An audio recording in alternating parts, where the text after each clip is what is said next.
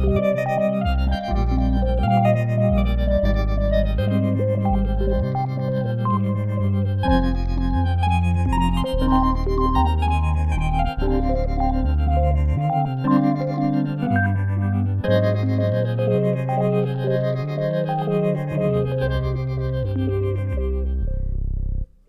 back to the Beacon broadcast. This is episode 013.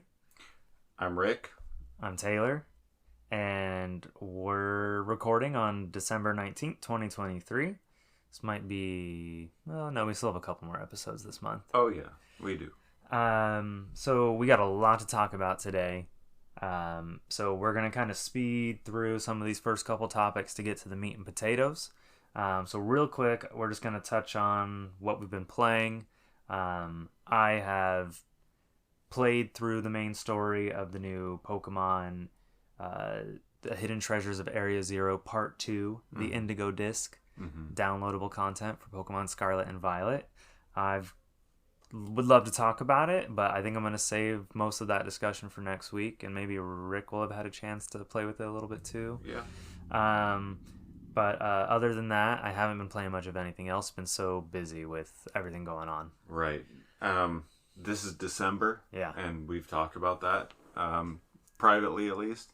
I think we mentioned it last week. You know, right. it's a busy time of month. It's just a hard month to get gaming. There's something on the calendar every day. Mm-hmm. I don't know what it is, but December is just like this crazy montage. Anyways, the only thing I can report to have played in the past week is Pokemon Go. Okay. And as of, I think 2 nights ago, we have some new time research. A lot of new time research. It's like 3 or 4 different timed research. Yeah, I opened the app the other day, and like I have a bunch of stuff in the Today tab. I've got a bunch of stuff in the Special Research tab. It's That's right. a little overwhelming because I haven't been keeping up with it all so much lately. So catch Pokemon, specifically ice types, use berries, and get curveball throws, and you'll be good. Like you'll find that like they're complete already. It'll be like 23 tasks updated. Oh my god! Yeah, it's like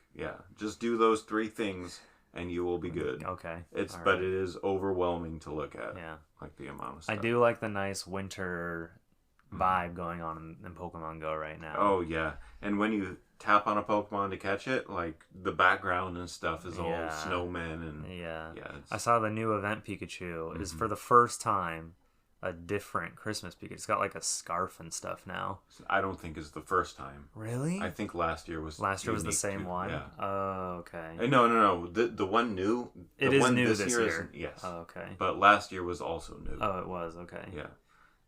But yeah. When I saw the Santa hat, I was like, again? But then I saw it has I think the Santa hat looks a little nicer, too. Yeah, it's like a beanie rather than like a full-blown... Oh, no, last year was the beanie. This is somewhere between a beanie and like a Santa hat. Okay. All right. Well, you're playing a lot more than me, so I'm going to defer to you on that. But yeah, so I'm looking for my shiny Pikachu.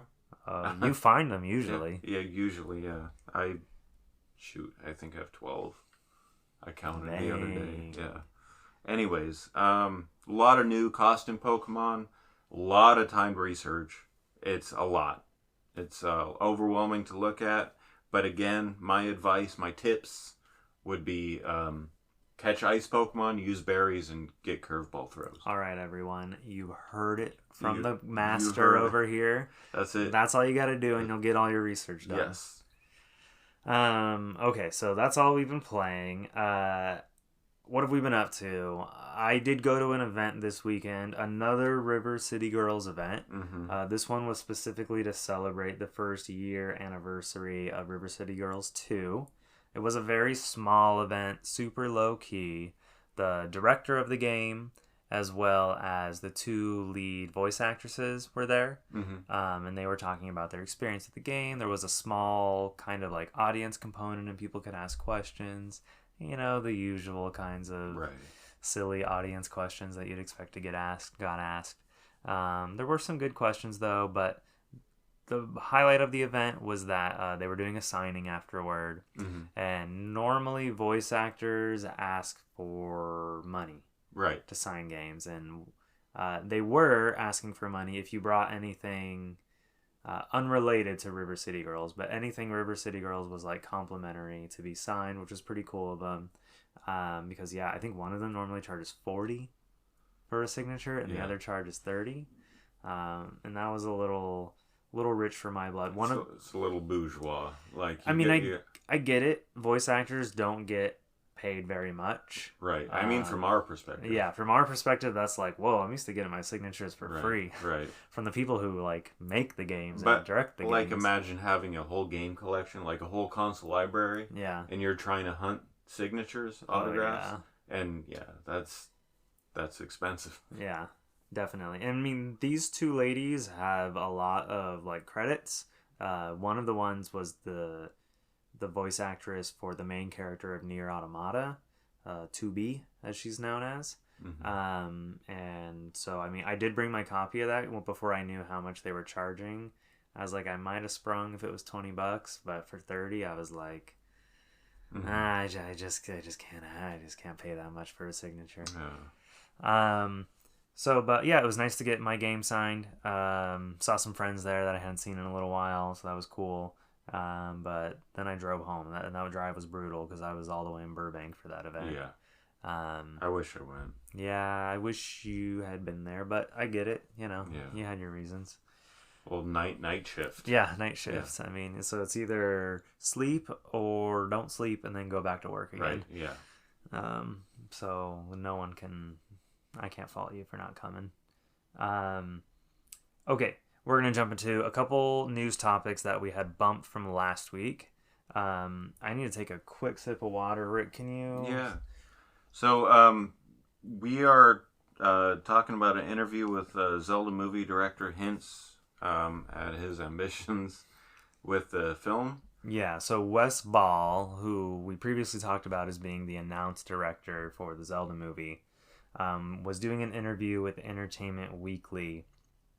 And Entertainment Weekly was talking to him because he's the director of the new Planet of the Apes film.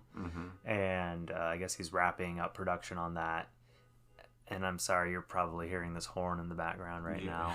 That's the corn guy. Our corn guy or a car? I'm not sure what that is. And Entertainment Weekly asked him what he hopes to kind of visually achieve with the film. And Wes Ball said, "This awesome fantasy adventure movie that isn't like Lord of the Rings. It's its own thing. I've always said I would love to see a live-action Miyazaki. That wonder and whimsy that he brings to things, I would love to see something like that." Okay. All right, yeah. So you already know I'm going to have thoughts.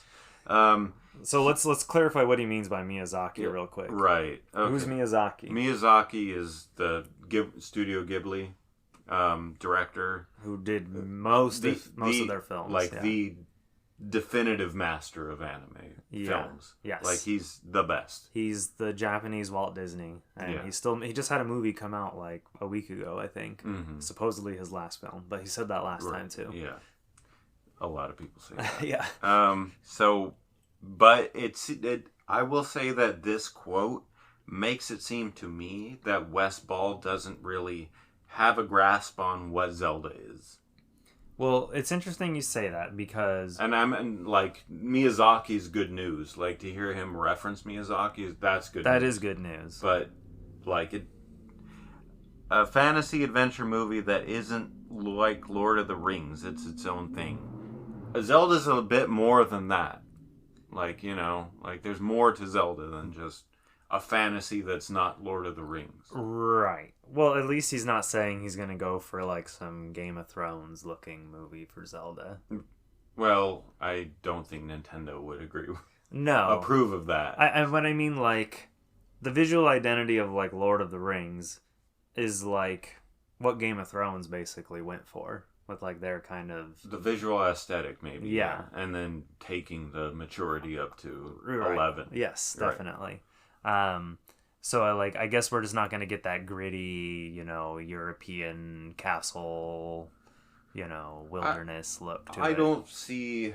Okay, so Zelda has its own kind of, like, brand of grittiness, and that comes in the form of enemies like the Dead Hand and Ocarina of Time and stuff like that. That was gritty. Right. Bottom of the Well was gritty. Yeah. But it wasn't Game of Thrones gritty. No. That's different. Yeah.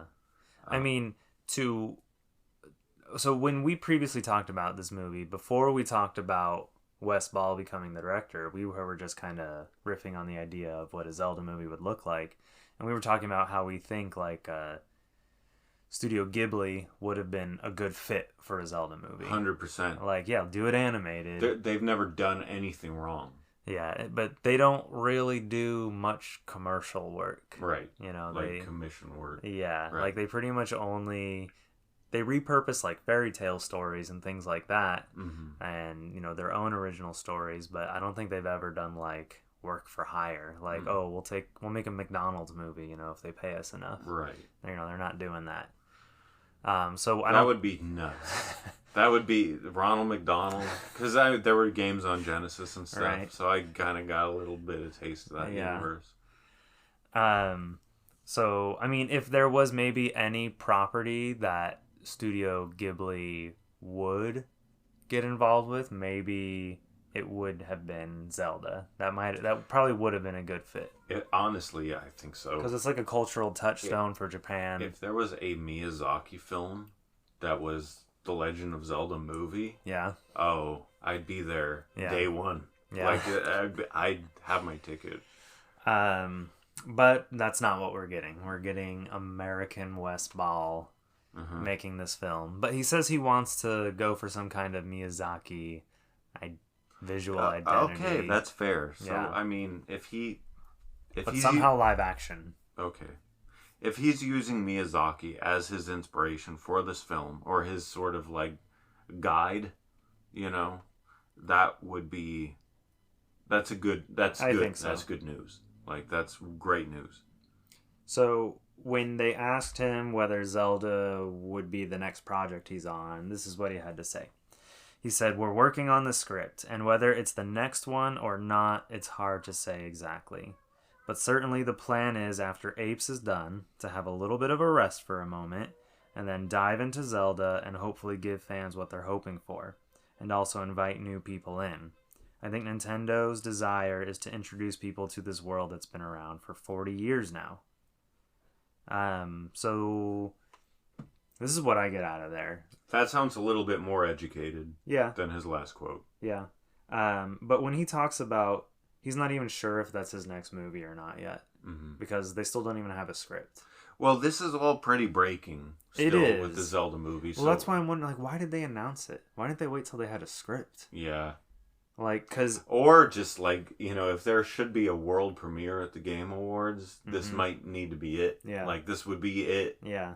You know, but, like, Wes Ball, if he does another movie, that means he's tied up for another 2 years minimum. Right.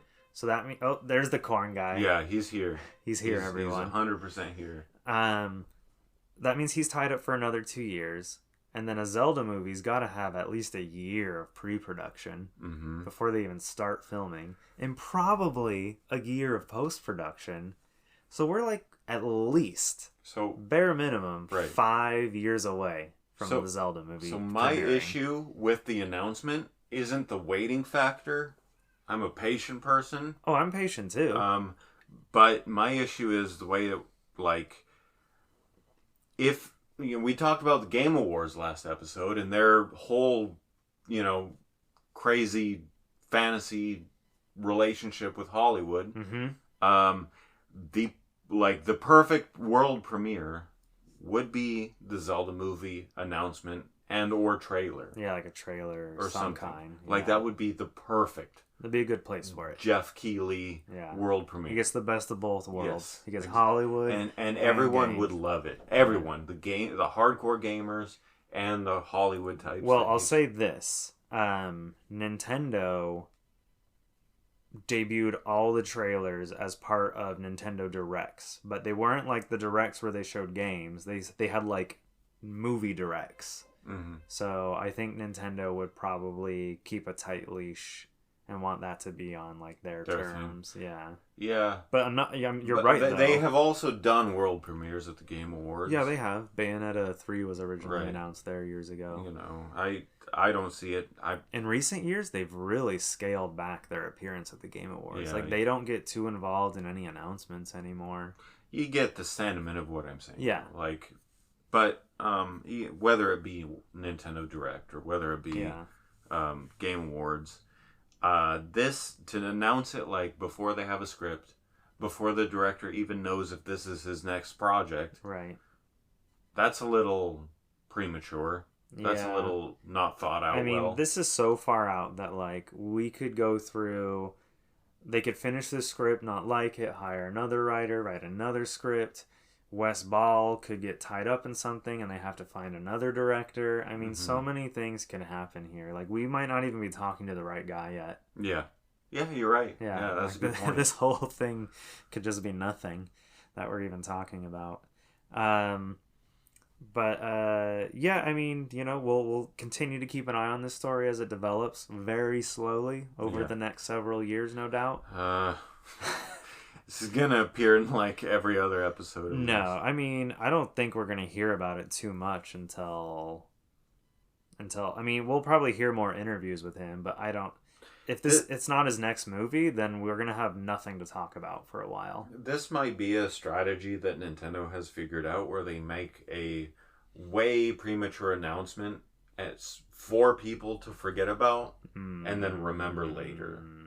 Okay. They're like, oh yeah. I feel like I have seen this before. Yeah.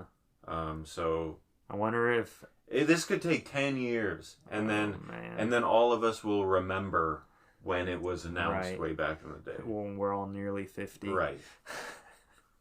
I'm just, throwing that number out. Yeah. Okay, so we're going to move on to another news story. Nintendo Japan cancels their big live event in early 2024 due to threats of violence.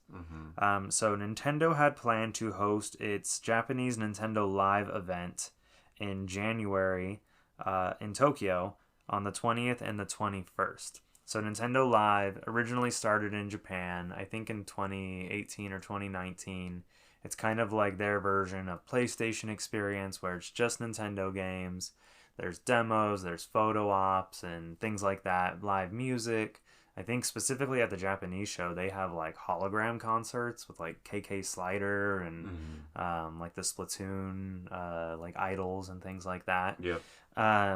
And they did a Nintendo Live in Seattle in the U.S. for the first time this year, and I did go to that, and it was really cool. And so it's kind of crazy to think that the one scheduled for Japan just isn't even going to be held next year. Yeah. But this this event was canceled along with a bunch of esports tournaments that were scheduled to happen at the event. Now, the esports tournaments, they say, are just postponed until a further date. But the live event itself is just not happening next year at all. Do we have an idea of how many different esports, etc. events? I think there was one or two different Splatoon events. I think there was like a world championship, and then there was like a high school level championship event. Okay. I want to say there was a Mario Kart 8 world championship event, as well as some kind of Smash Brothers event too. Okay. Wow, that's quite a bit. Yeah. So all of those were postponed, and the reason they were postponed and canceled is because Nintendo has been receiving threats of violence towards employees, spectators, and event staff at a Splatoon event that was scheduled to happen this past weekend, actually, on the 16th and 17th. And so Nintendo chose to take these threats seriously, postpone that event, cancel Nintendo Live, and figure out another way to do those esports tournaments, probably without any kind of spectators would be my guess. Now, and it might seem like, gamers are a fickle bunch. You know, they say things like, I'm going to kill that guy for, doing that. Right. And, there's been a track record in the States of people showing up with, American people, the way they do it. They post it on Facebook before they show up. Here's all the guns I'm bringing to the Pokemon World Championships. Right. And it's ridiculous, but I can understand being a gamer. My younger self would have saw this and been like, come on. Like, oh, I would be... Right. Imagine you have a ticket to go to this thing. Right. And Nintendo's like, no, it's not happening. The disappointment. Yeah. A younger me would have. This is ridiculous. Yeah, exactly. But we understand... we understand now. We understand why. And, in Japan, guns aren't really a problem. Right. But they have had... They've had explosives and toxic gases and stuff. So like that. A couple years ago, in Kyoto, actually, where Nintendo's located, there's this animation studio called Kyoto Animation, and there was an arson attack there in 2019. 36 people died, and another 33 people were injured, all because the perpetrator felt that the studio had stolen an original idea of his and incorporate it into one of their anime shows. Based on a pitch or something, right? Yeah, the studio was like, people could submit stories or mail stuff to them, and this guy felt that something he had mailed to them was used in like one little scene of an episode, and he decided that he was going to show up to the studio, walk inside the lobby, douse the whole place in gasoline, and then light it on fire. Yeah. And he killed 36 people. 36 people. That's a massacre. Yeah, he basically trapped them all inside the building. Yeah. Due to the fire at the entrance. Right. I mean, idea... From a creative perspective, I will say that ideas are cheap. Yeah. You have an idea every other day. Right. Just come up with a new idea. Yeah. Like, don't kill 36 people. I think he was maybe originally hoping that by submitting this, he would be able to get like a job there or something like that. Mm-hmm. So there was probably multiple levels of like rejection that were hitting him. Sure. Not saying that he's justified by any means whatsoever. I get that though. And so, yeah, Nintendo's, maybe they're receiving similar kinds of threats, and they're like, this isn't worth one person losing their life over, Yeah. So they've erred on the side of caution. Whether it was some empty threat or something more serious, we won't know. I mean, that kind of disappointment of canceling an event like that is the kind of disappointment that people will forget quickly. I think so. Because it was in a good place. Yeah. It's coming from a good place. And I think Nintendo made a good call. Yeah. Okay. We are moving right along. We're doing very well on time. So we're going to... Every week we say that, and then we end up going for 2.5 hours. Yep. But we'll see what we can do this week, everyone. All right, guys. Come on, root for us. We're going to jump into our big, huge, meaty topic for this week. Mm-hmm. It starts off with a piece of news, and then we're going to kind of get in there, dissect it, and try to figure out what happened, why we think what happened, pretty much. Yeah, this who's responsible. I mean, on the face of it, this is a big topic. This is a... and it wasn't really treated with the amount of reverence and respect and seriousness, gravitas. I noticed it kind of just came and went, like it was in the news for a day and then people moved on, and I was kind of like, this is a big deal, guys. Yeah. I think it's a huge deal. It's essentially like a huge part of gaming's legacy, just gone. Yeah, just dead. So what we're talking about is the Entertainment Software Association announces that E3, Electronic Entertainment Expo, is over forever. It's done. It's never coming back again. It's gone. It's officially deceased. They have spent the last few years trying to bring it back, or at least they say they have, and every year they just couldn't get it together. Since 2019, they have not been able, due to the pandemic in part, but also just the companies that were involved in the trade show have moved on, and they don't need E3 anymore. Right. So on December 12th, the ESA updated the E3 website and posted to social media the following message. After more than 2 decades of E3, each one bigger than the last, the time has come to say goodbye. Thanks for the memories. Mm-hmm.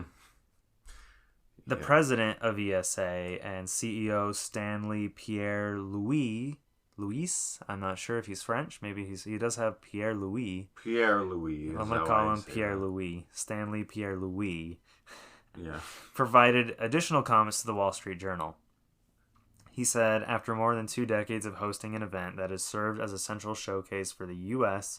and global video game industry, the Entertainment Software Association has decided to bring E3 to a close.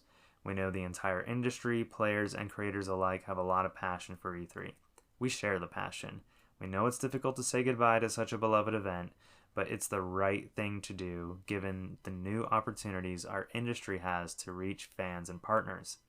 He went on to cite that publishers have since gone on to create their own digital showcases and individual events as an exciting way to engage new audiences.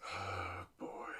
All right, I have a lot of things that... So before we get into how some people have reacted to the news, let's just kind of talk about E3 and what it is. So if you don't know, what you should know, is that E3 was this special time of year every June where... It was a week.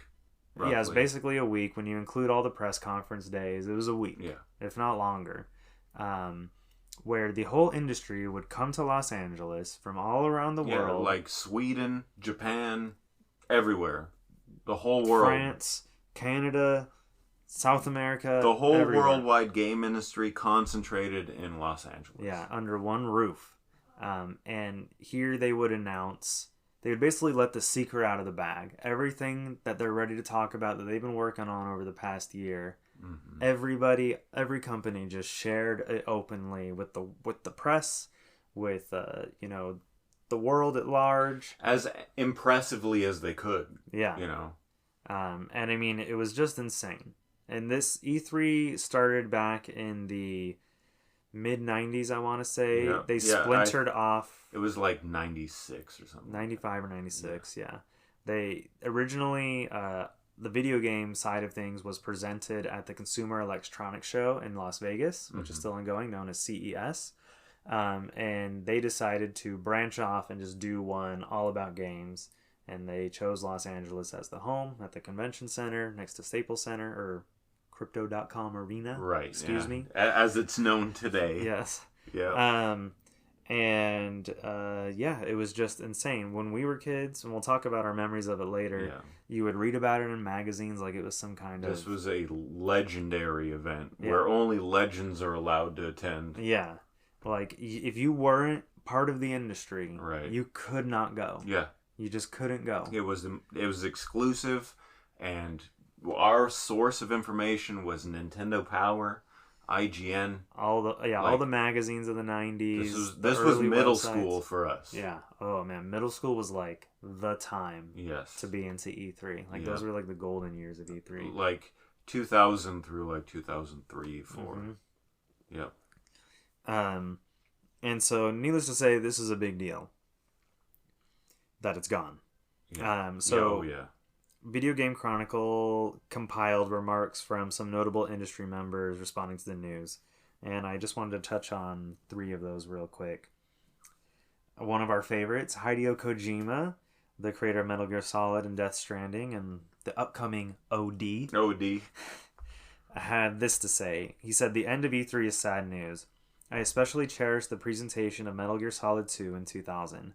Already 23 years ago, I'll never forget the standing ovation I received at the time. Without E3, Japanese creators and titles would not have made it to the global stage to this extent. E3 brought together creators and industry figures from all over the world, transcending borders and races." Mm-hmm. As a complete side note, I would want to say something. Last episode, we talked a lot about Hideo Kojima's presentation at the Game Awards.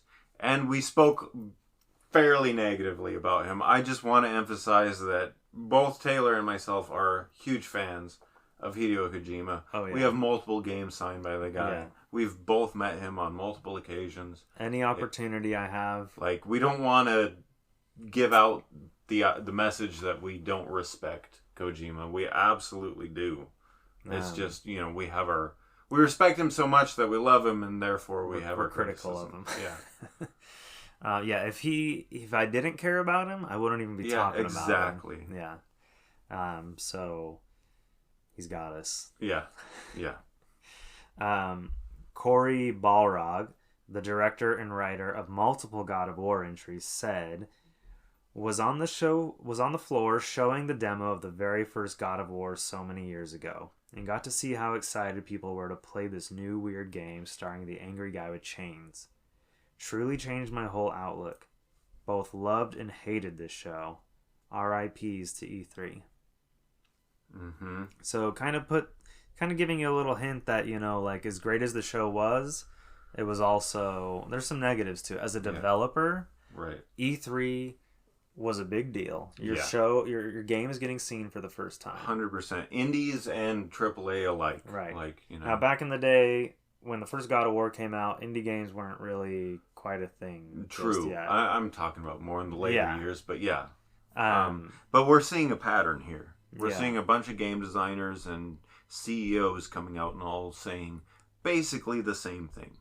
Right, but what's a reason that developers, while E3 was stressful for developers, not only because they were showing their game to the public for the first time, but in order to show your game at E3, you have to, like, make a demo. Mm-hmm. So I can speak to this a little bit. So developers would go through a really crunch couple weeks of taking whatever vertical slice of their game that they had done, right, and writing in just complete Mickey Mouse patches and just tying off loose ends of scripts and stuff, just for the sake of broken stuff, like not the way you would do, anything legit. I mean, maybe it would be weeks, maybe it would be 2 months, and then it's like, well, we could be making the game instead of making a demo during this time. This whole, like, from start to finish, this whole endeavor of tying off the,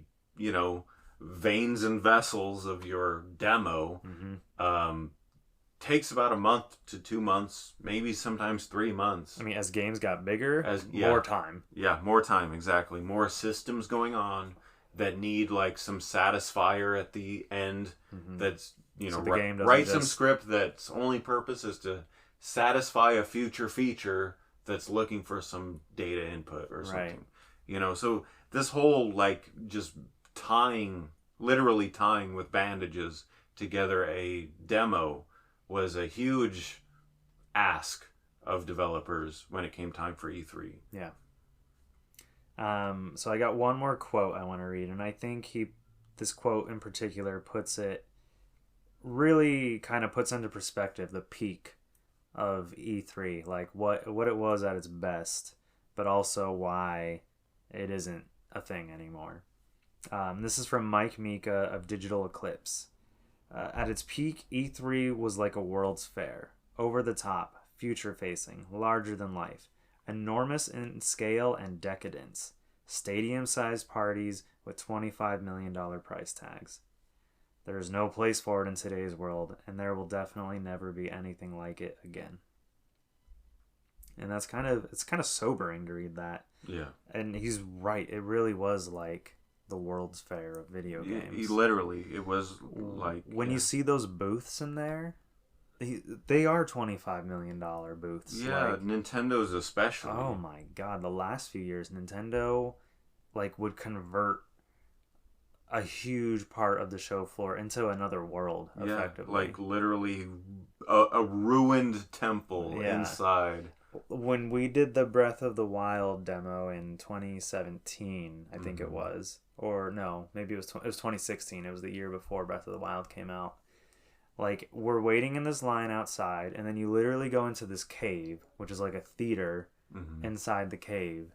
And then you sit down. With a screen. Yeah. And it shows you how to play. Right. And then you walk through the end of the cave. Right. Well, the cave, opens up like a rock, the rock in front of the cave where Jesus was dead. Yeah, it's crazy. Yeah. And then you go in, and then you're just, transported to, this world. I mean, there's, fake grass. There's these huge watchtowers with monsters on top of them, life size 1-to-1 scale, big old arch windows and stuff in stone with the ceiling caved in. It was the craziest thing you've ever seen indoors. And other booths went crazy too, but no one did No, it like I've Nintendo. never seen anything like that in my life. Maybe in the years before we were going, there was more of that from other people, but Yeah, possibly. I mean, if you think about it from the perspective of early E3 and the years before we started going, the ambition would have been different for publishers and developers. It would have been to appeal to and impress the hell out of the media. the media as well as retailers who Yeah. were looking to figuring out what products to Business purchase partners for their in store. general. Yeah. That could be manufacturers in some Yeah. cases. And so who we're gonna look now at who or what killed E3. So for this segment, we're gonna get a little speculative. We're gonna kind of use our educated opinions and break down what we think happened to E3 and why it's no more. Now, I personally think, or I should say we came to a consensus on this. Mm-hmm. We think there's sort of three things that sort of led to the downfall of E3, and they're not necessarily in a particular order, but we're going to talk about COVID having an impact on E3, an impact on E3's demise, so to say, and Nintendo directly having an impact. No, Nintendo was absolutely a factor. And the ESA themselves, the people who put on the show, the mistakes that they made. Right, and the decisions that they made and the sort of, I don't know, it felt, not to get into it now, but it felt like they were casting multiple nets. Exactly. They were trying to figure out, what do we do here to stay relevant? Right. So let's start with COVID. In 2020, E3 was set to take place from June 9th to June 11th. And by all accounts, it was seemingly going to go off. There was no, Sony wasn't going to be there. We knew that already. But everybody else was seemingly on board. But as we all know, there was a bit of a issue in early 2020 that caused all major events to close down. Mm-hmm. In addition to that, I want to mention that, like we said, E3 was kind of having a bit of an identity crisis, but their attendance was still strong. They still had like 60,000 people in 2019. Right. So, I mean, even if only 50,000 people showed up for 2020, that still would have been a big show. Right. So, it still would have continued had it not been for the pandemic. But I think a lot of people, publishers and the ESA themselves, were able to use COVID as a bit of a scapegoat to get out of things going forward. Yeah. So, I mean, we saw that from Tommy Tallarico, same behavior. He used the pandemic and the COVID as an excuse for why the parts for the Amico couldn't make it to the States. Just constantly using the pandemic. This is not exclusive. We know that this is a thing. Oh, yeah. Everybody in every industry was saying, global supply chain issues. Exactly. Which to some extent there was. But for people, even though there was a problem with like the global supply chain, right, some people weren't having a problem with their supply chain. They probably didn't even have a supply chain, right, but they used that wonderful excuse to get out of anything. It was a great golden ticket. Great golden ticket. And so events similar to E3, like San Diego Comic-Con, they were also canceled for that year. Like no big, huge, thousands and thousands of people events were taking place that year. Understandable that E3 canceled. Mm-hmm. Now, 2021 rolls... Oh, sorry. In 2020, the ESA did try to rally the industry around a digital version of E3. But it was like very uncertain until the last second whether it was going to happen or not. But ultimately, it didn't happen. They couldn't get enough of the publishers. I think at the time, most of the industry was still transitioning to like figuring out how do we do this remotely. So there just wasn't a way. People weren't prepared to have a showcase in time for E3 June 2020. Right, exactly. And like we described before, the preparations that developers and publishers need to take to get ready for this kind of thing, months. So that just... There wasn't... everyone was at home. Has to be extremely definitive. Yeah. You can't just have some floating date. Nope. So unless anybody had stuff that they already had ready previously, and from what I'm sure there was some stuff that was probably ready to show in time, Right. but it just wasn't enough to justify like having a big event. Right. So publishers, and not to mention the work involved in getting prepared for E3, the price to attend as a showcaser. Oh yeah, millions of dollars to buy floor space. Yeah, even just like a couple, like 10 square feet. Oh yeah, thousands. Yeah. But like the booths that Nintendo had, Oh, the floor space, multiple millions. The money they spent on it, yeah, easily. So in 2021, E3 declined to host an event that year, which was, I guess, still understandable. A lot of big in-person events still hadn't quite returned yet.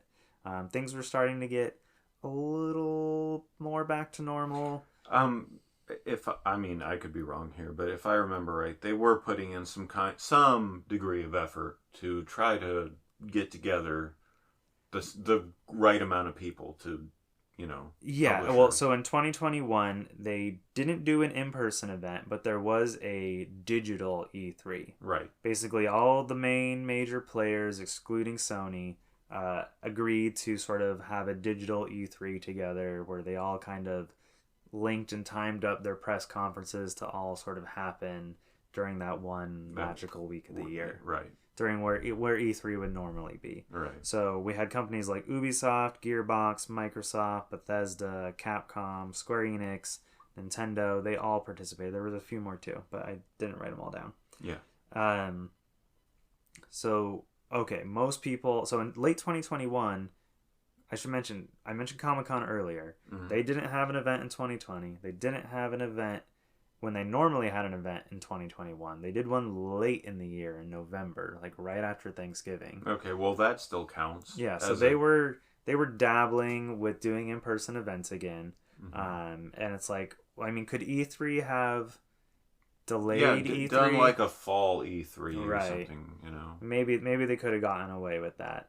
But maybe the signs were already kind of there that developers weren't comfortable being around people. Yeah. Right. There's a whole lot of factors and feelings to consider when you're trying to put together something like this with multiple parties involved. Yeah, from multiple countries. Yep. And we got to remember Japan was like locked down. Right. Like they didn't start letting people in until last year. Yeah. Like late last year, like October of 2022. Right. Well, they are next door to the place of origin. That's true. I do understand their concern. And so in 2022 rolls around, and immediately at the beginning of the year, the ESA announces that we won't be doing E3 this year. Mm-hmm. And they say it's, and I quote, due to the ongoing health risks surrounding COVID-19 and its potential impact on the safety of exhibitors and attendees. So this is starting to come across as a little bit of an excuse. Yeah. So when we come to 2022, there is no excuse. Like everyone else is up and running. Maybe not in January. No. But like E3's in June. Yeah. There's still 5 months to figure this out. Right. And while I don't think that COVID is the real reason, that's what they said. That was their excuse. Yeah, of course. It wasn't. There's no question in my mind that this was about COVID. Yeah. Wasn't about COVID. Right. I worked for Macy's when this all went down with the pandemic. I was out of work for 2 weeks, and then I was back to work. Right. We're talking like 2.5 years. Yeah.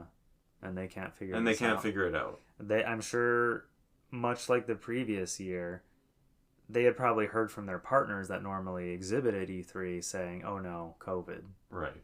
And it wouldn't surprise me if they hit up their partners for 2022 and their partners are like, COVID. Yeah. But even their partners were probably just using that as an excuse to the ESA to not want to participate any longer. Yeah, it's possible that the ESA's, extended contacts and stuff used the same excuse. Yeah.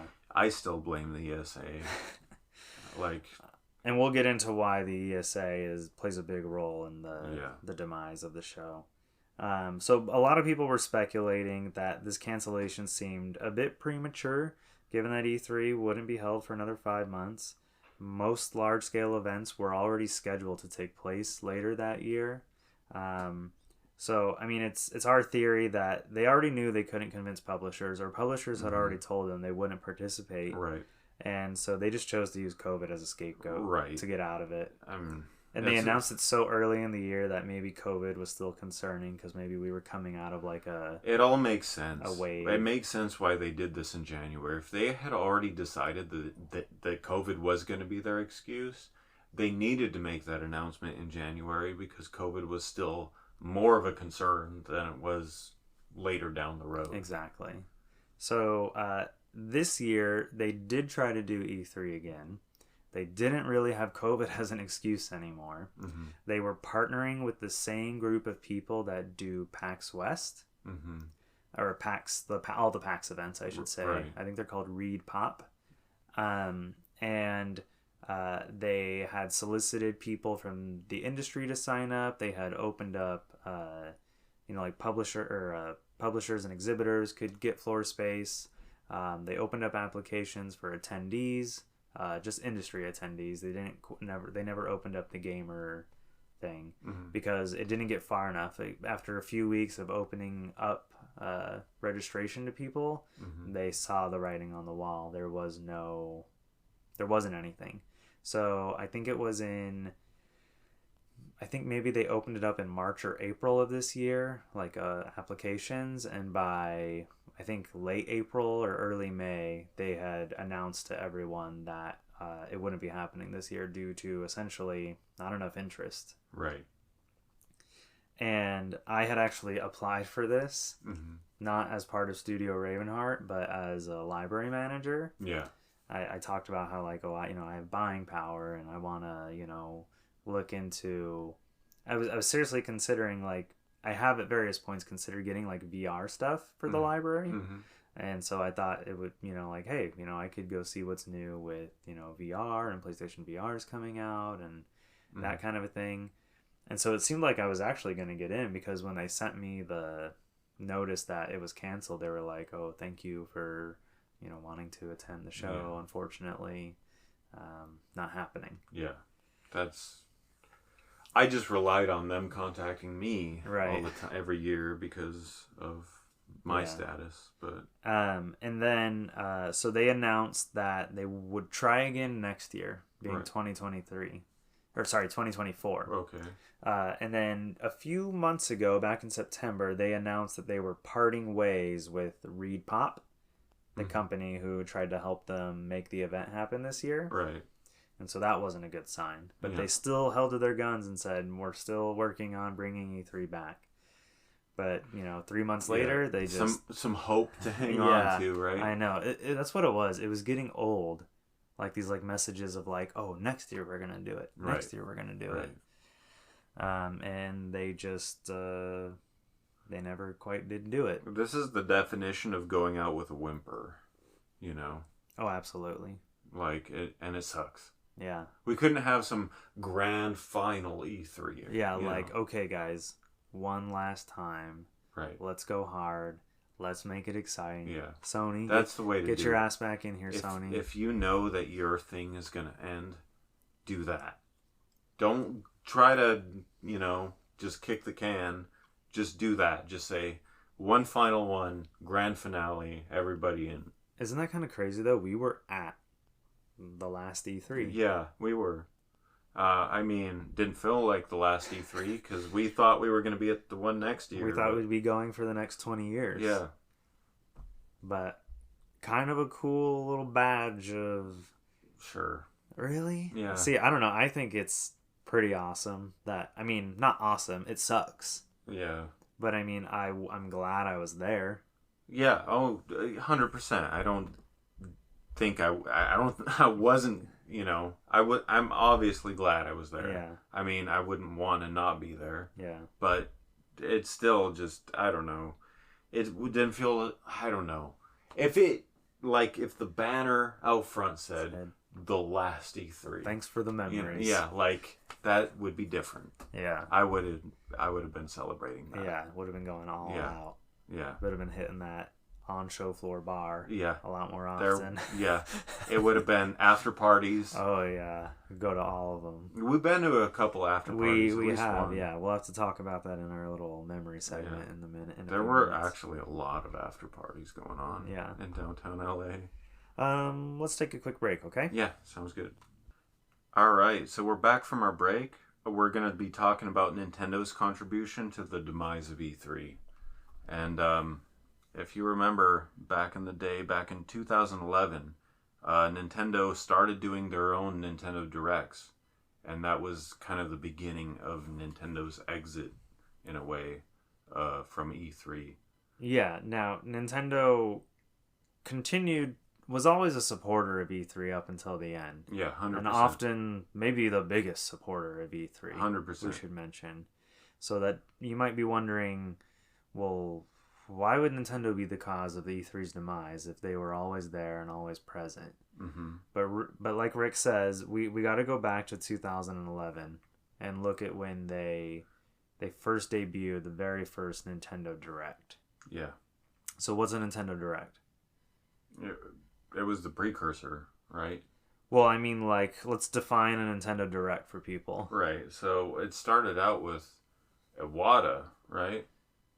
I mean, yeah, originally Nintendo's president at the time, Satoru Iwata, would present new information about upcoming Nintendo games and just general hardware information, software information, you name it, it was in there.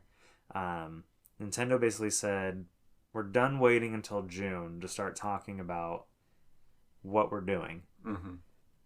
Now, in 2012, Nintendo still participated in E3, and they would participate with their final live, what do you call it? A press conference. Right. So press conferences are a big part of E3. In the days leading up to the actual trade show, usually all the major publishers have a live in-person press conference, and Nintendo was no exception to this until E3 2013. Mm-hmm. That was the year that Nintendo decided we're no longer doing a press conference. We're just going to pre-record a digital broadcast, whether it be a Nintendo Direct or like whatever they wanted to call it at the time. And then they would just essentially hit play on a live stream, and everyone would watch it from a computer. Yeah. Now, people were skeptical. I remember people being like, what? How could Nintendo, back out of hosting a press conference? Do they really think people are going to tune in to a live stream? And it turns out that they would be more than willing to do that. They might have been a year or two ahead of themselves. Oh, they were. Yeah. But ultimately, yes. Yeah. I mean, if you look at the fervor around Nintendo Directs today, it's unlike anything else. It is like every Nintendo Direct has like an E3 like fervor around it. Yeah, 100%. So it's like State of Play has that fervor today. A little bit. Come on. Agree. I wouldn't say. I mean, when you look at the viewership numbers, State of Play. Okay, you're comparing it to Nintendo Direct, but I think just within the PlayStation ecosystem, State of Play has that. Like, that is the E3 for PlayStation players. I mean, it's as close as they get. I don't know what it is. It just doesn't excite me as much as a Nintendo Direct, and that might be a personal bias. Sure. I think that I will say this about State of Play. They have way fewer games than Nintendo's Directs. Oh, definitely. 100%. Especially when it comes to, like, first-party stuff. Yes. When it's first-party, I mean, you're lucky to get one first-party game featured in a State of Play. Right. Like, Sony's just in a weird place right now. I mean, that's besides the point. But, yeah, I mean, this digital broadcast format has become the norm today in 2023. I mean, it's really starting in, like, 2019, 2020 even. Especially in 2020, 2021, that's when everyone was just doing digital broadcasts for everything. Yes. Yeah. And that's not just Nintendo and Sony. It's Microsoft. Yeah. Microsoft. Ubisoft. E3 or EA, they did their own. Yeah, they do their own presentation. And then all the way down the chain, to like limited run, doing their own. And then who was that other publisher that I'm thinking of? Devolver Digital. That's it. Yeah, Devolver Digital. Yeah, Devolver Digital does this thing called the Devolver Direct, basically as like a parody of Nintendo Direct. But they've gotten so crazy and like avant-garde with their presentations. They have like a running storyline through each year's like it connects to the previous year, and there's like this like meta story going on in the background. They have like skits and stuff or whatever. Yeah, there's like there's a huge skit factor to it. They've like got actors doing the whole entire show. That's crazy. I like that. That's innovative. It's weird and it's fun. And it usually gets really gory and violent. It's different. Yeah. And Devolver, yeah, they publish interesting games, so I do like them a lot. And their show just being like this very tongue-in-cheek kind of silly, crazy thing is cool. I mean, Limited Run, I think, kind of took inspiration from Devolver with their kind of silly. They do it like on a digital stage where they've like superimposed like people onto like a virtual stage, and they do, you know, it's interesting too. I like watching limited runs as well. Oh yeah. And they actually, like, I think they were the only person this year to kind of like connect their press conference to like being an E3-esque press conference. I think they call it like LRG3 or something like that every year. Gotcha. Yeah.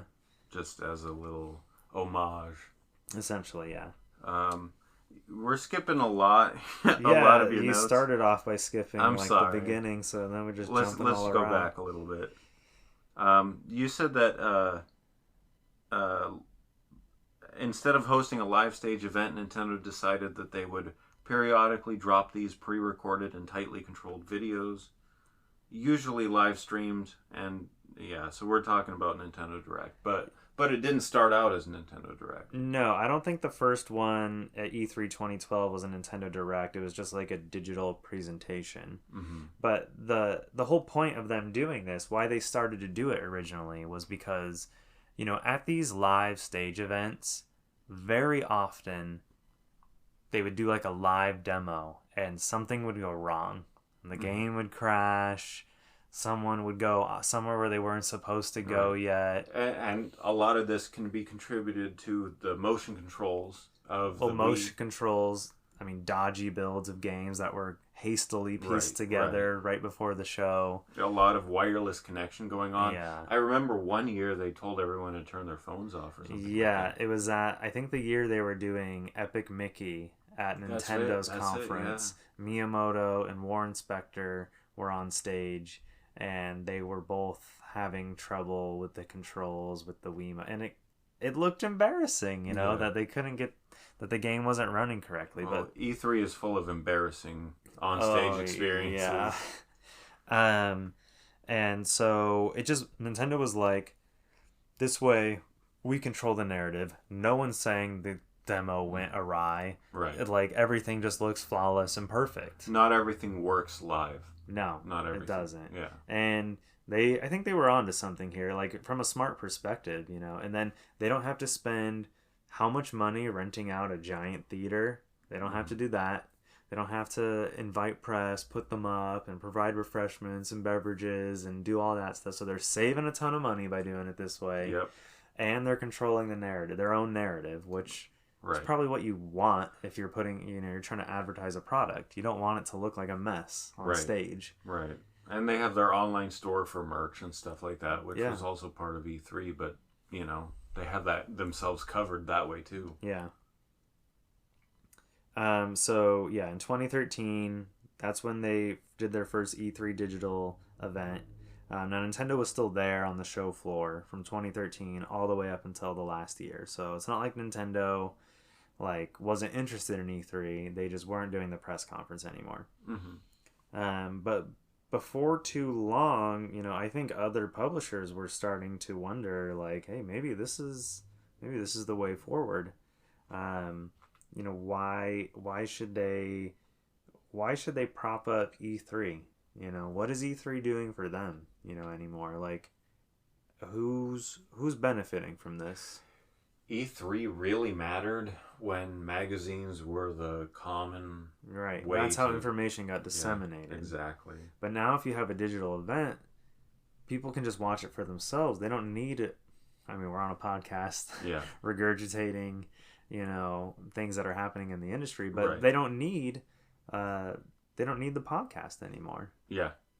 They don't need the magazines anymore. They don't even need YouTubers, etc. No. That's all just like symptomatic of their Nintendo Direct release. Yeah. And so as we've seen, when E3 asked people to come back after the 2021, 2022, 2023, publishers were like, no, we don't need you anymore. Yeah, basically, yeah. Which leads us to our final point about what put the nail in the coffin of E3, and that's the Entertainment Software Association themselves. Yeah, the ESA. They made some. I don't. It's hard to know exactly where their mind was at, But I will say that it seemed to me that they were casting just multiple nets, trying to get the public involved while also trying to appeal back to the publishers that they originally had, while trying to appeal to the media, while trying to just constant, doing separate events and stuff off-site. They didn't know what... I think they were just trying to cast multiple nets. Yeah. And, So let's break it down 1 year at a time. All right. Starting with 2015. Shortly before and during E3 2015, the ESA provided their exhibiting partners at the show.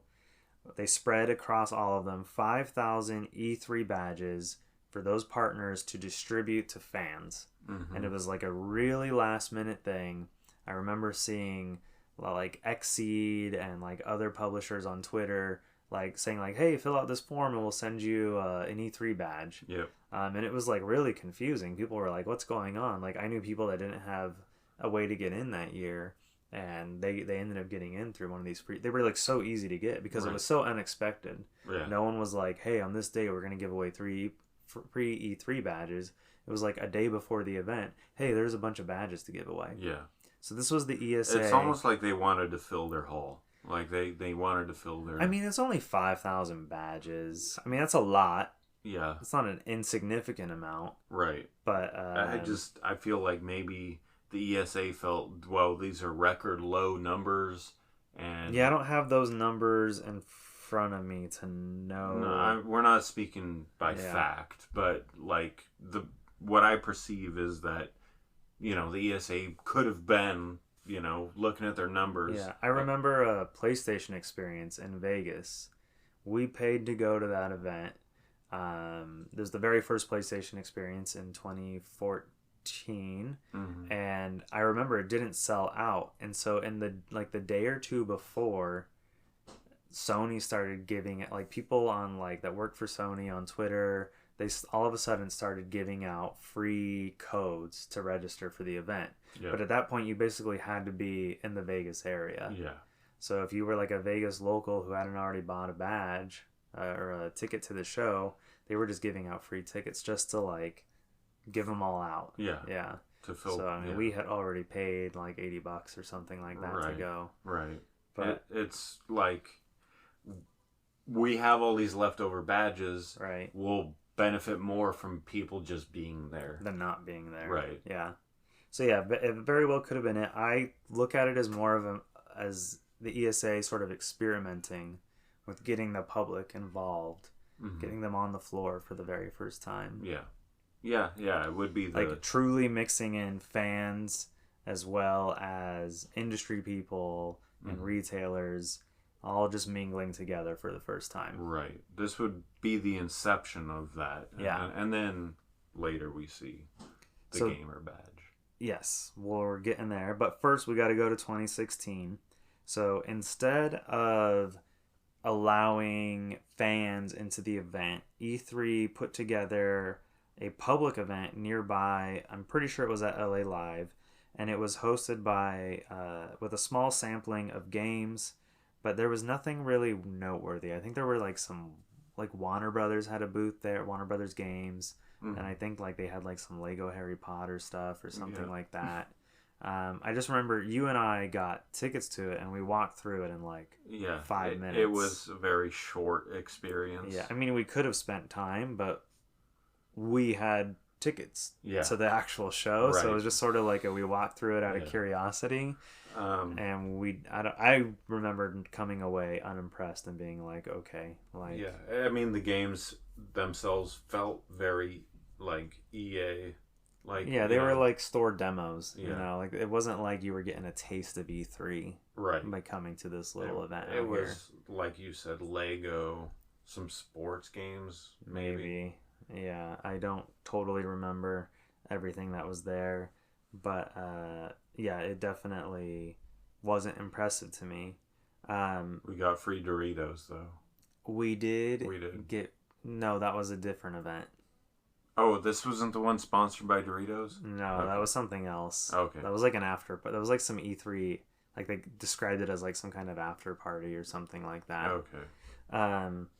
No, this was just like, I remember we went and there were like families and stuff at this E3 live thing. Right, yeah. Like, this was very, obviously the point was to be open to the public. Yeah, they wanted people just to walk up and like check it out. If you looked at the whole thing going on from a distance, it looked interesting. Yeah. They had big screens, they had crazy structures, and you wanted to know what was going on. Right. And I should mention that in 2016, Electronic Arts, known as EA mostly, decided that they would not take part in E3 that year. They were the first of the major publishers to drop out of E3 completely. Yeah. Instead, they hosted their own separate event nearby, and you could go and check that out. But yeah, they were no longer a part of the show. I mean, they still kind of, what do you call it? Well, they leached off of E3 with their own event, but yeah, they were done paying whatever price the ESA was asking people to pay, I guess. And then we get to 2017. This is where, for the very first time, E3 sold badges to the general public. At least 15,000 badges were sold. Yeah. This led to the show being extra crowded with lines going out of control. I think this was the year we were trying to get into the Persona artist, the signing. Yep. I don't know if you remember how insane that was. Yep. There was like this little opening in a booth. It's in my closet. Yeah. I have the thing. And we had to fight our way into it practically. Yeah. It was just absolutely bonkers. It was like a whole different beast ecosystem going on with gamers present. So safety started to become a concern as like the lines were getting out of control. People were unruly. Another thing that I want to mention about the Gamer Pass and that whole addition to E3, a lot of streamers. Like at that time even, a lot of streamers, a lot of people with their selfie sticks having that up in front of their face. Yeah, they were inviting not just journalists now, they were inviting influencers. Right. And I think a lot of the low end of the influencers didn't get an industry pass, they got the Gamer Pass. Yeah, the low end ones for sure. Like I know but they were all streaming. Yeah. All of them were streaming, you know. So yeah, you had kind of it's just people walking around with the selfie sticks and I don't know. That stood out to me as something that was uncomfortable, you know, just, I don't know. So then we jump to 2018. This is E3 once again sells another, presumably about 15,000 badges. Attendance was like, I want to say slightly lower compared to 2017, but only by like 500 or so. I did look at the numbers for some of these years. And, the same exact concerns from 2017 were there. The crowding was bad. They did try to address it a little bit, though. For the first 3 hours of, I think, the first 2 days of E3, those hours were restricted to being industry-only hours. So if you had an industry pass, you essentially just got to go into the hall 3 hours before the gamers were let loose. So right. it was a good time to try to take care of as much stuff as you could, and then get out of there before the gamers got in. Yeah. Because once they got in, it was just a mess. It was shoulder to shoulder. Yeah. Moving around. Yeah, some of the booths, like you just and like if between booths in the little hallways. Like if there were giveaways or things like that at certain booths, like it was just so much worse than it was in years prior. Oh yeah. Yeah, it just made for a worse experience. Definitely. Now in 2019, one of the big three, that being Sony, Microsoft, and Nintendo, Sony pulled out of E3. Mm-hmm. They did not have a booth. They did not have any kind of press conference or live stream. And it made for the first time in the show's 25-year history that Sony didn't have a presence. Right. It didn't do much to attendance. It was only down a little bit. But if you were there, you felt their absence. Yeah. Because now the 5,000 people who would have been at Sony's booth at any given time are now everywhere else in the place. Yeah. So now there's even a bigger presence, people everywhere. Yeah, the Sony booth was never as visually extravagant as the Nintendo booth, but it was a big part of the floor. Like they had a big area. It varied from year to year how they did it. I remember there were some years where you had to like reserve a time slot with the PlayStation Experience app, where you would like you'd go in like these different theater rooms to do things. Yeah, they built like these little structures or kind of big structures within their space. What was that one game? The Last Day or something like that. It was like, I don't remember what it was called. Some zombie apocalypse. Okay. The one where you're riding motorcycles and stuff. Yeah, that one. Oh, wow. That kind of... I can't remember. It was made by Ben Studios, the people who made Siphon Filter. Yeah. I can remember that. Anyways, I just remember the structure they built for that demo. Yeah. And that was like a 30-minute demo or something. But, that was the difference between the Sony area and the Nintendo area. Nintendo's area would be dominated by one specific game, and it would just be extravagant visual representations for that game. Sony would have these big theaters, scattered throughout their place, and then a bunch of like demo stations. I remember they also had, I think in the last year or two they were there, they had like a big stage where they would have like developers come up and do interviews that they would then broadcast on like their Twitch or YouTube or something like that for PlayStation. Trying to sort of mimic Nintendo's Treehouse. Yeah, kind of like that. Yeah. I remember it being a really big stage though, like unnecessarily big. But I was able to get a few because at E3 you could literally look at these like developer calendars or like the live stream schedule for the day, like, oh, this is going to be this game, this is going to be that game, this is going to be this game, and then you can literally just like bring your copy of the game. It's like, all right, I know at this time these developers are going to be here, so right when they walked off stage I'd get them to sign my game. So Sean Layden, the at time president of Worldwide Studios for Sony PlayStation, had this to say about why Sony pulled out effectively. His words are, so the trade show, E3, became a trade show without a lot of trade activity. The world has changed, but E3 hasn't necessarily changed with it. We are progressing the conversation about how do we transform E3 to be more relevant. Can E3 transition more into a fan festival of gaming where we don't gather there to drop the new bomb, meaning like the new big hits and like exciting announcements? Can it just be a celebration of games and have panels where we bring game developers closer to fans? Right, and I think Sean Layden is spot on with the direction they should have taken. So essentially turning it into like San Diego Comic-Con for games. Well, Renaissance Fair of the games industry. Okay. Sort of like...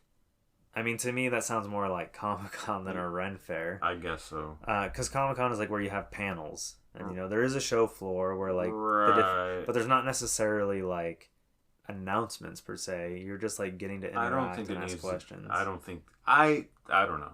I don't get that from Sean Layden's statement. I don't think panels in a full-blown convention is what he's referring to. Well, he just said, can't it just be a celebration of games and have panels where we bring game developers closer to fans? He didn't literally say panels. So, yeah, okay. No, we don't need another one of those. I mean, I've always I would love for there to be a Comic-Con of video games. PAX kind of has that. They do have panels. Mm-hmm. I feel like there's not nearly as many of them as there are I feel like PAX's panels, a lot of them are tangentially related to video games. Yeah, sometimes like this streamer is here, right. Talking about streaming. Right. I mean, something more focused. But we also have Gamescom. We also have GDC. Right. Those are... I mean, GDC is only for like developers. Yeah. And the cost to get in is like $1,000. Thousands of dollars. Because if you can include the trip up to... Oh, just the pass is like $1,000. Yeah, I know. Multiple thousands. Yeah. In my opinion, if you spend on hotel and you spend on gas. Yeah. In San Francisco, hotel's like $500 a night. So, I mean, yeah, GDC is a big expense. It is for developers, but... Yeah. But in it the has US, the kind of focus I'd like to see of something like this. Right. I mean, it's a conference. It's a conference. It's a work conference. Right. GDC is. Yes. Yeah. It's priced high because I guess they don't want everybody going. Yeah. Yeah. They want basically it to keep out the riffraff. Yeah, which I understand. Yeah. But yeah, I mean, aside from GDC, which isn't really for the public or even smaller developers, unless you have a lot of expendable income, which most independent developers don't have. Most gamers definitely don't. I mean, and even like indie devs, a lot of them don't have it. Like true indie devs. 100%. Like they don't even have money to pay rent. I've never gone. I've been invited every year, like with emails and stuff. Yeah. And never gone because it's too expensive.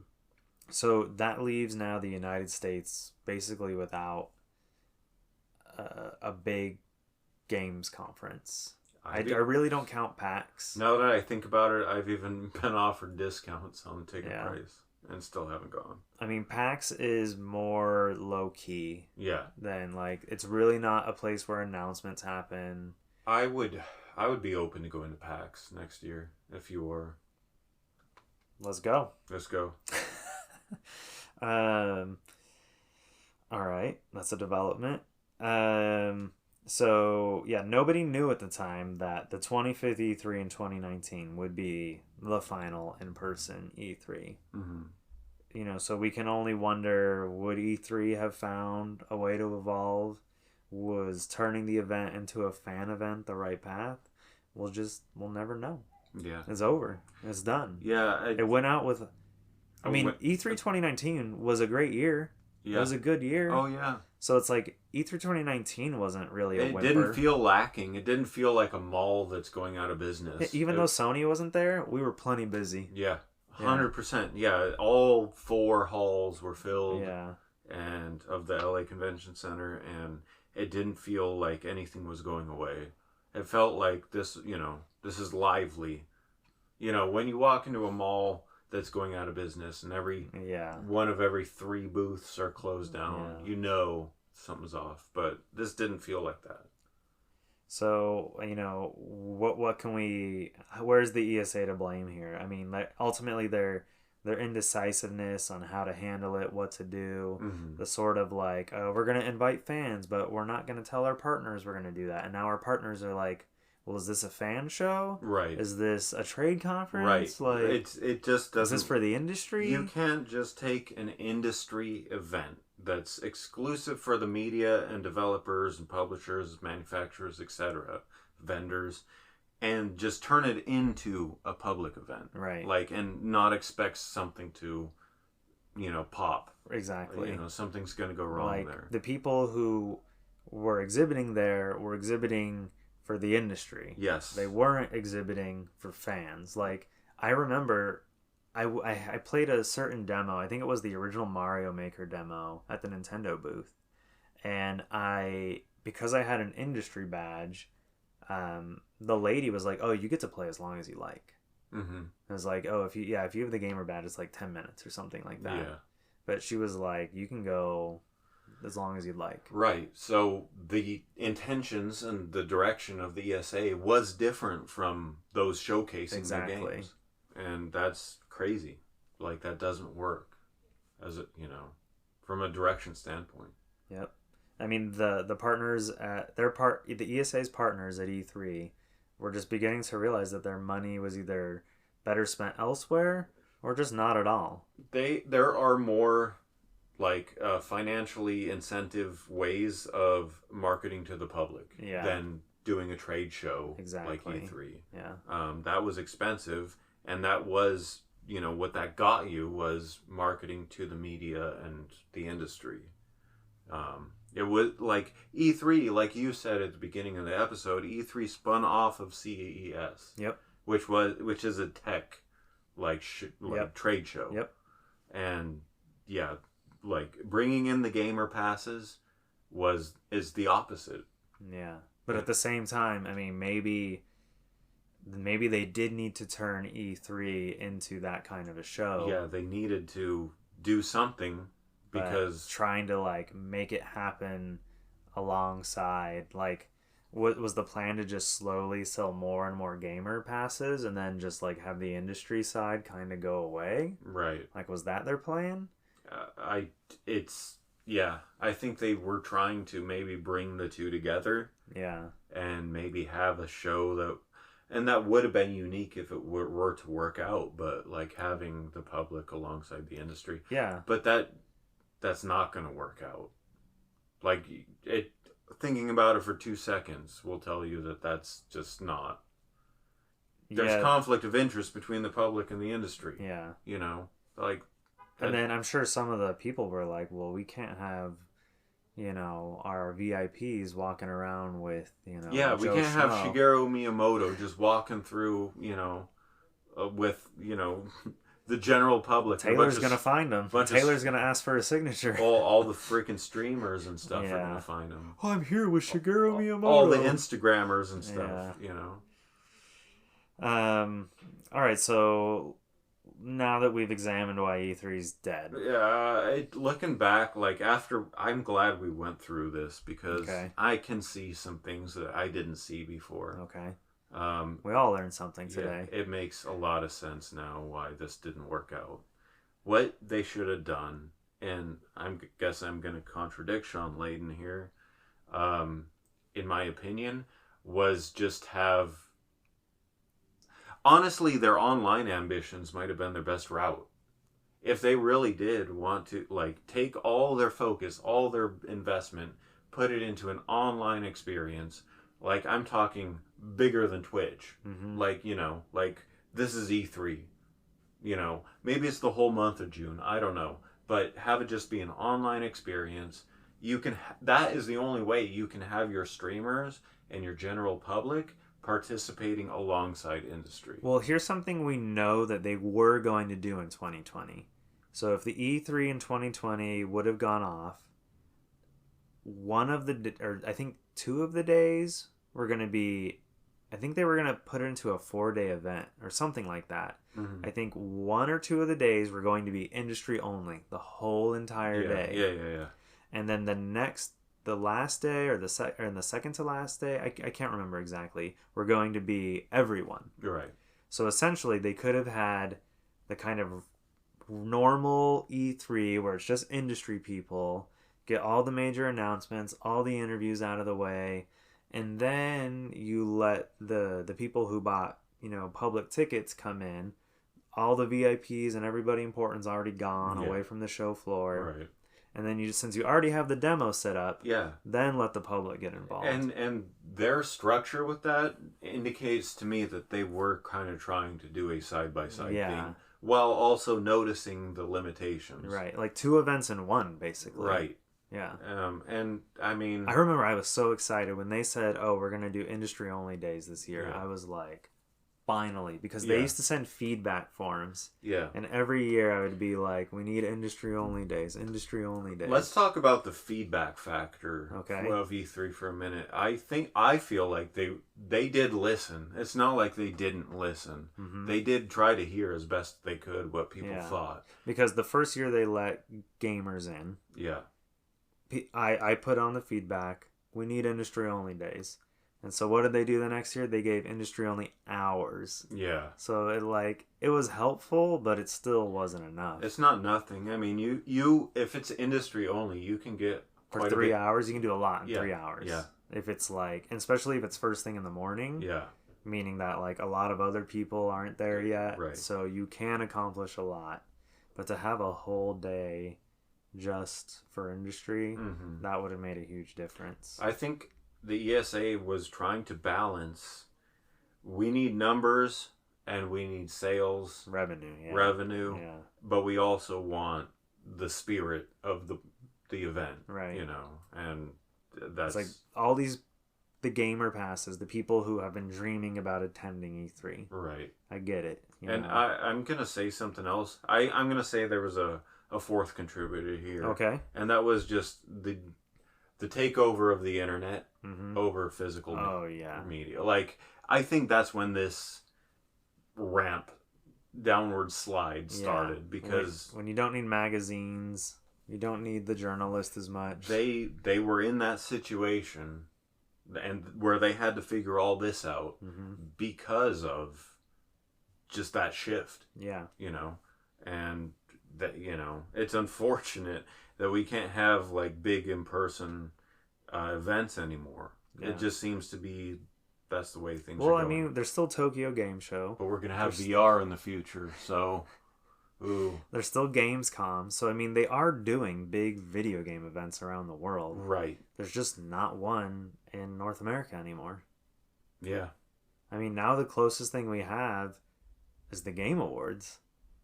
I mean, there's no demos to play. There's no games to play. Not the same at all. I mean, but it's like it's the same in regards to like reveals and stuff. Right. Like I mean, you're getting a lot of industry people under one roof. Yeah. And then there are a lot of announcements. Yeah. But yeah, there is no. It's also in downtown LA. Yeah.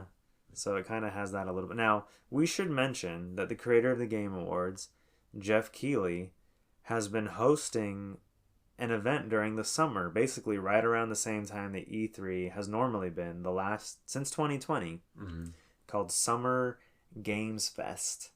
And at first it started off as just a live stream thing, and then last year, I think it was 2022, they hosted a small in-person event. Did you go to that? No, no, it was only for press. Oh, okay. And like some like podcast / content creators.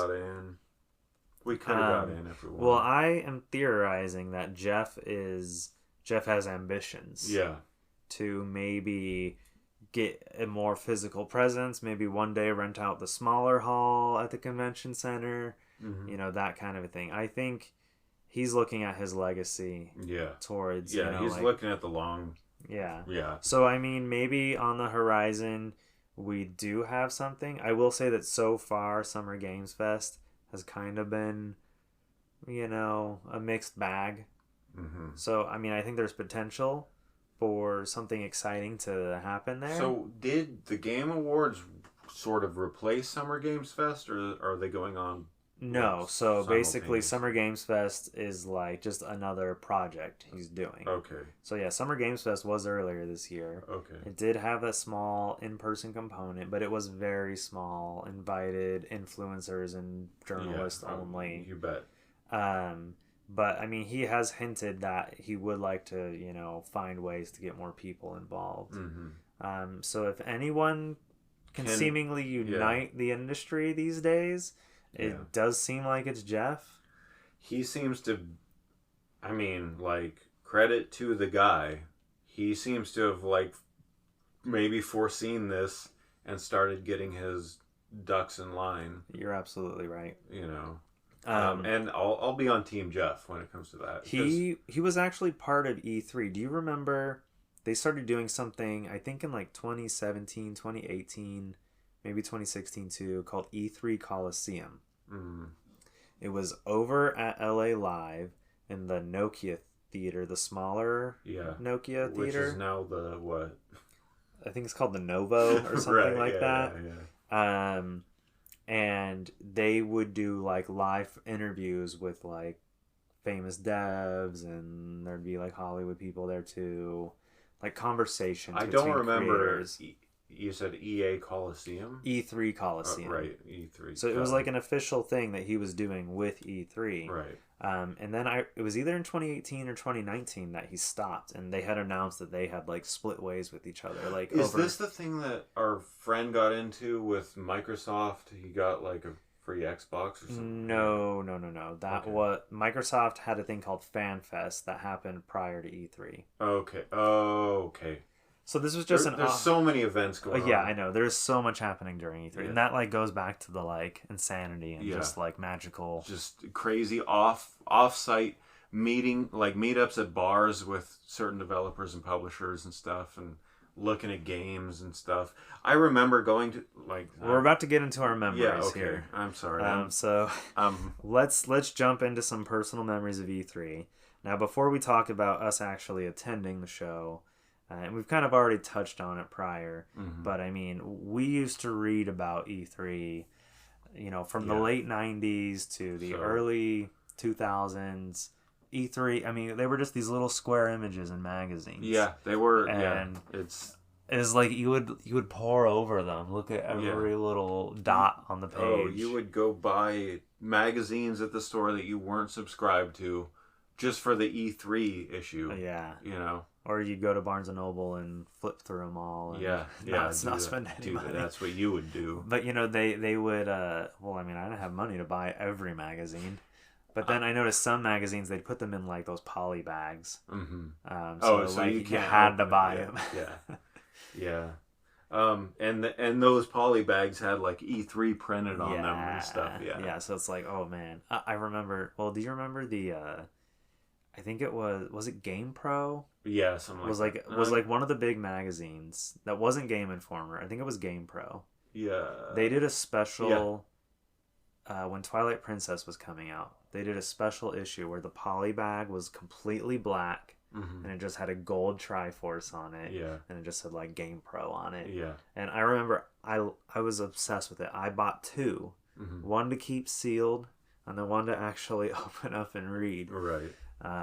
That's some good foresight on your young part. Yeah. Because I also had help because my grandpa at the time, I don't know if he was still working there, but he used to work for a magazine distribution company. And so as a kid, I would get like all kinds of cool magazines and stuff brought home to me. I know. You were spoiled as hell. It was free. They were old magazines that were getting trashed, basically. Spoiled for free. Yeah, okay. But like, so those early days, so if you went like us, went to middle school from like 2000 to 2003, this was, at least from our perspective, the golden time. Yeah. Like if you subscribed to Nintendo Power, every June, you got that June issue. It was like half the magazine was E3, photos from E3, interviews from E3. I mean, even in the next issue. Yeah, the next issue too. It would be like 2 issues long. It would just spill out. And I remember, and you remember, because we would meet up in high school in 2004 and discuss. Yeah. Like this. Did you hear about this? Did you see this? Yeah, and it was it was magic. Yeah. It was magic, and.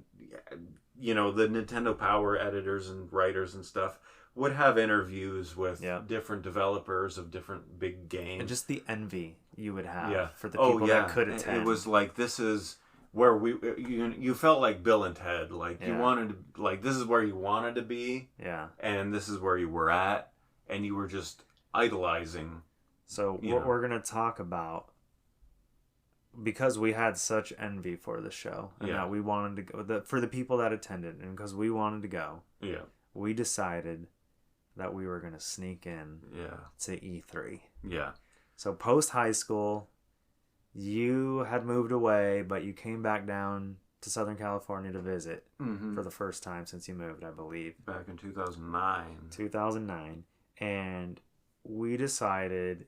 I think we had timed your visit. Yeah, we did. With E3, with the intention of going down there. We did. You're right. I'm glad you brought that up. I'll also add that I was halfway... Wait, no, was it halfway? Yeah, I was halfway through college at this time. Yep. Going to school for game design. Yeah. So this was a big... Like, this is where my headspace was at. Yeah. You know? So we drive down to LA, to the convention center... Find somewhere to park our car. I think I remember we parked like a few blocks away because it was just like $5 as opposed to like 20 or something like that. It was because there was no public. Yeah, and this was the year that I think one of the Battlefield games was like the big banner. No, dude. No? I think it was Brutal Legend. Well, remember they have two halls that have banners on them. Oh yeah, you're right. There's the South Hall and there's the West Hall. I remember Brutal Legend being up there. I remember they had like the Ghostbuster. I think the Ghostbuster video game from Activision was coming out. Because they had the freaking Ghostbusters car. Yeah, they had the Ecto 1 on display out front. That was like down the street a little bit, wasn't it? That was in front of the West Hall. Oh, right. The South Hall is like the one that's right on the street. The West Hall is the one that's next to Staples Center. You got to kind of like walk. You got to go into... I mean, we wrote about this, right? Or did we? No, we didn't have the Bit Beacon yet. That's right. So this was, I mean, we got photos from it. There's some embarrassing photos of me. Oh, yeah. I mean, same. Yeah. But when we say we snuck in, we worked up the courage to not just take pictures with the stuff outside. Mm-hmm.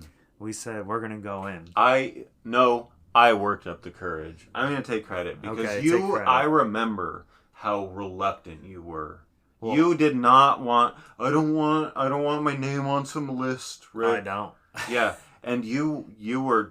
So I just started walking. I just started walking through the doors. See, I don't remember this. I'm glad you do. I do remember this. You bet your ass. I remember this. I walked right through the doors. Because you were, there were security people standing around. I don't know if they were security or just like they had convention center staff. They had radios, whatever they were. Yeah. And they were intimidating enough. You were intimidated. I walked just through the doors, and once inside the main lobby. Yeah, this was the West Hall we were in. Yeah, West Hall. The stairs were painted with Final Fantasy 13. Oh, no, that was the South Hall then. Okay. That was the South Hall. You may be right. Yeah. The South Hall were the ones that were... Outside, I was taking, like, some photos with little... The minions, right?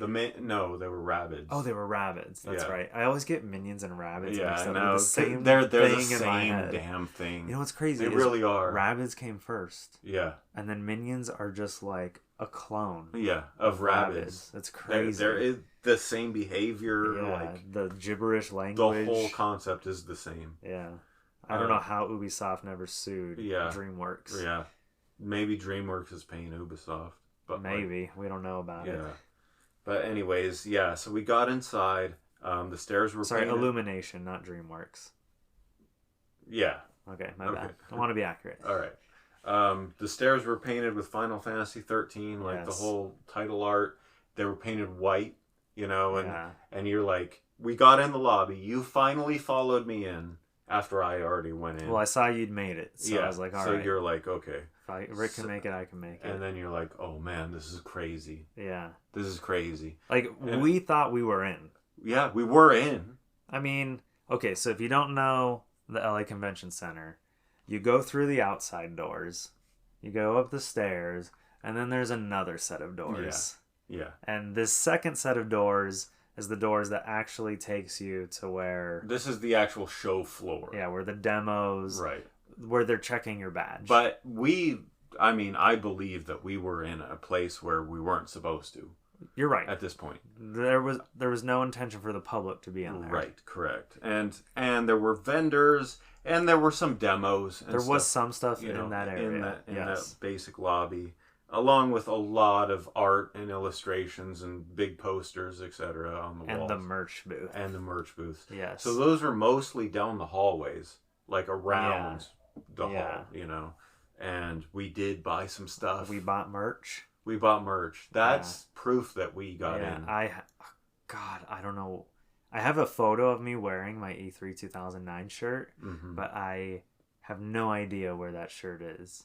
We should mention that the shirts were mostly like really cringy, like gamer humor. Well, they had the basic logo shirts and stuff with, you know, the one that's above the right breast and the one that was like the full E3. It's got like the E3 and logo. The old school E3 with the yellow E and the red 3 or whatever. Like juxtaposed. Juxtaposed also. And we bought. I think I bought 2. I bought a long sleeve shirt. Right. It was like gray, and then I think the arms were like blue. That's right. Yeah. You're right. And it had like kind of a big emblem with the E3 logo on it on the chest. I definitely... It said like 09, or 20, and then 09 on the other side. Mine probably wouldn't fit me today. Oh no, mine was like XXL. Mine would definitely not fit me. Mine's probably small. Yeah. But I did buy the one with just the small logo. Yeah. And I know where it's at. It's in a box in storage. Okay. With like 300 other games. See, I got rid of a lot of my like shirts that were way too big on me. Really? And I have a horrible scene. Well, I didn't think that E3 was ever going to be over. You know, so I was like, oh, it's okay if I don't have this 2009 shirt anymore. That hurts. I mean, it was at least an XL. Yeah. At least put it in a box and put it away in your mom's attic or something. So someone can throw it away after I die? No, just, so a museum can have it someday. Right, yeah. Anyways, so, we got in and we did attempt to go into the show floor because we were successful up to that point. Yeah, and seemingly we were buying merch. We were like playing demos outside. Yeah, and I remember we were in the lobby. We just made it through the doors. We were walking around. Your mind was blown that we were inside. And I'm because like the ceiling is so high. There's like stuff hanging from the rafters. All these banners. I got this like breath of victory in me, and I'm like, I'm gonna go up the stairs. And you're like, no, don't do it. And I did it. I just walked. Right. And walked right up the stairs. And then that's when we made it into the hallways with the merch booths. And then at that point, we were both feeling success. Yeah. And we were like, hey, let's try the show floor. Yeah. And that's when we got kicked out.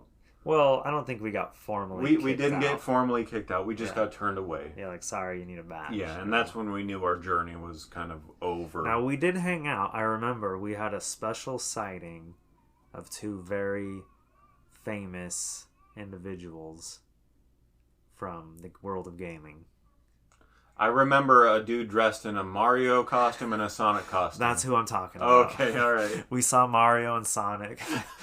Yeah, you're right. They were in costume. I think that was the year that the first Mario and Sonic Olympic Games. I think you're right. Games was happening. That's what that was about.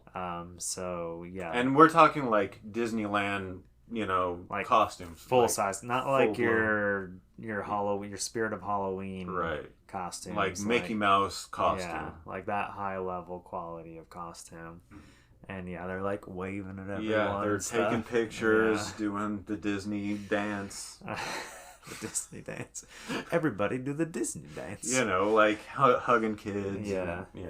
That kind of thing. Not that there were kids. I don't think there were kids. No, I think the only kids you would see at E3 were like the kids, celebrities' children, and like people who run the show, their kids or something like that. Mm-hmm. Great times. Yeah, 2009. So like honestly, even after we started attending, that might be my favorite memory of E3. Yeah, we didn't even go all the way in. Right. But that was just incredible. We got in. I mean, like, we got in. We bought merch. We got in. Okay, proof that we attended. And also, I'm going to point this out because this is big for me. Everybody knows what a big Final Fantasy nut I am. Yeah. That hotel down the street. Yeah, on Figueroa. On Figueroa, like... It's 2 miles away from the freaking... It's not quite 2 miles. It's 1 like mile. On the other side of Staples Center. Right. At like the next big intersection. There's this building that has these sort of 3 columns like to towers. I think it's the Figueroa Hotel, You might be want to right. say. Anyways, the whole side facing the LA Convention Center was just painted with this giant, like, I guess you'd call it a poster of Final Fantasy 13 with lightning just massive down the side of it. Like Godzilla size. And I remember seeing that from the freeway when we were driving in, and it just, I lost it. Like, isn't it inside, crazy I lost that we, for all of E3's life, we were 30 minutes away. Yeah. Yeah, and all this crazy, like, how did we not ever ditch in high school and go, like, down there for the day? If we were bigger troublemakers than we were, we would have been more successful. I feel like Eiji Aonuma, you know, Shigeru Miyamoto, like Koji Kondo, they were all there. Right. I think there were opportunities, even though we got turned away that time in 2009. Yeah. I'm sure if we were more... like if we really tried to game it, wait for that right opportunity when they're holding the door for someone and then someone comes up and talks to them, and we could act like we're the bodyguards or something. And we could have just pulled right into there. You're right. Know? I mean, because I'm sure and you go back even years further when we were in high school, I'm sure security was even more lax. Mm-hmm. Or if we had showed up in the morning, nobody cared. Where it's just like a crowd and they just open the doors and let everyone in. In 2009, security was so lax that we walked right in. Like, imagine what 2006 was like. Yeah. No security. Like, there's no way. Like, I don't know. Yeah. Just because it was so industry and everyone was so professional, they didn't feel like they needed, you know, in 2019, it was crazy security. Like, crazy. Yeah. Oh, yeah. You had to show your ID along with your badge as you walked in. They shine some weird blue light on your ID to make sure it's a state issue. And the badge, too, had like some hologram or something hidden in it. Some crazy. So let's jump forward a little bit. In 2011 and 2012, I was very fortunate. I was working... Well, I wasn't fortunate to be working at Target per se, but someone I was working with, you know who you are, Million, hope you're doing well. He let me borrow, he had a badge because his father or his uncle was like some distributor or something of some kind. Right. So he would always secure a couple badges for like his family. And anyways, he let me borrow his badge for 2011 and 2012. You know, 2011 was it was a crazy year to go because that was the year that Nintendo announced the Wii U. Right. So they had a bunch of like tech demos set up for the Wii U, like tech demos that never became games. Right. So I got to play a bunch of these tech demos. I got to hold the prototype Wii U controller in my hand. It had like Circle Pad Pros from like the 3DS for like the sticks on it. It was different, and so yeah, honestly, that's like my main takeaway of E3 2011 was playing with the prototype Wii U. And another thing, I specifically remember I went to Natsume's booth, who at the time was publishing all the Harvest Moon games, all the Rune Factory games. Yep. And I got to play the new Rune Factory for PlayStation 3, which was called Tides of Destiny. So please tell me you have photos and videos of this time. I have a photo of me... Hold on. Actually, I want to get your live reaction to something. Okay. I have a photo of me holding the prototype Wii U gamepad. Okay. Okay? Let me see that. And you're going to laugh when you see this image because of my appearance. Yeah. Oh, yeah. You bet. Oh, yeah, okay. Oh, but yeah, I do see. You see those circle pads? Yeah. Yeah. This is the only photo I have. I think I asked, like, the booth lady to take a picture of me holding the gamepad. Well, you can cut your head off and just be like, you know. Okay, now I want to show you a picture of 1 year later when my friend loaned me his badge again, and I am again holding the final Wii U gamepad, all right? Yeah. Just a before and after. Yeah. Yeah, it's totally different. So am I. Yeah. Oh, yeah, you're right. You evolved with the Wii U. Isn't that great? Yeah. You should be super proud. I love these two images back to back. Like, Yeah, like I don't know. I'm obsessed with looking at them back to back. Something you and I think the Wii U is your spirit console, man. Yeah, but yeah, the most unsuccessful Nintendo console aside from the Virtual Boy. Yeah, exactly. But yeah, you can see the different tech demo stations in the back, and this is where they had that tech demo for Zelda, where it was like you were inside this cathedral and like Goma was like walking around, and like you don't get to control the demo at all. All the Wii U gamepad did was like change the perspective of the camera in the game, not physically. Yeah, right. So like it's running on hardware. It's got this very like Twilight Princess realistic look to it, and so people were looking at this tech demo. I was like, this is what the next Zelda's gonna look like. Right. And then we end up getting Twilight Princess. No, we get Skyward Sword. Oh right. Or Skyward Sword had some. Skyward Sword came out. It was toon shaded. Skyward Sword was toon shaded, and that came out in 2011. That's right. So this was what people thought Skyward Sword, or not, sorry, Breath of the Wild would look like. Oh, okay. Yeah, that like, oh, they're gonna go away from the cartoon look and go to a realistic look. Wrong. They ended up somewhere not quite as it's still toon shaded. It is, but it's not as cartoony as real time lighting. Yeah. So, and I think honestly, it's better that way. I would rather have a stylistic looking Zelda game. It makes it more timeless that way. So my favorite art style for Zelda is Twilight Princess. Really? Yeah. I like Twilight Princess a lot. I know that game, there was so much hype for that game. Yeah. Oh, like, yeah. So... Well, because it took so long. Yeah. To come out. Like, it kept getting, like, these years-long delays. Yeah. Speaking of Twilight Princess, there was actually an E3 exclusive cartridge for demo. The Nintendo DS. Nintendo DS. And all it did was play the trailer. Yeah, it just was the trailer. I looked it up on eBay. It's hundreds and hundreds. I found it. Yeah, it's like $20,000. It's like I if I remember maybe $2,000 I could see. I don't think 20. I think that this was complete in box. Right, it has a little it had the sleeve that like the Metroid Prime First Hunt sleeve kind of came in. There's also a manual. Yeah. There is also some kind of insert. Yeah, that must have been E3 2006 or something like that. 6. Yeah.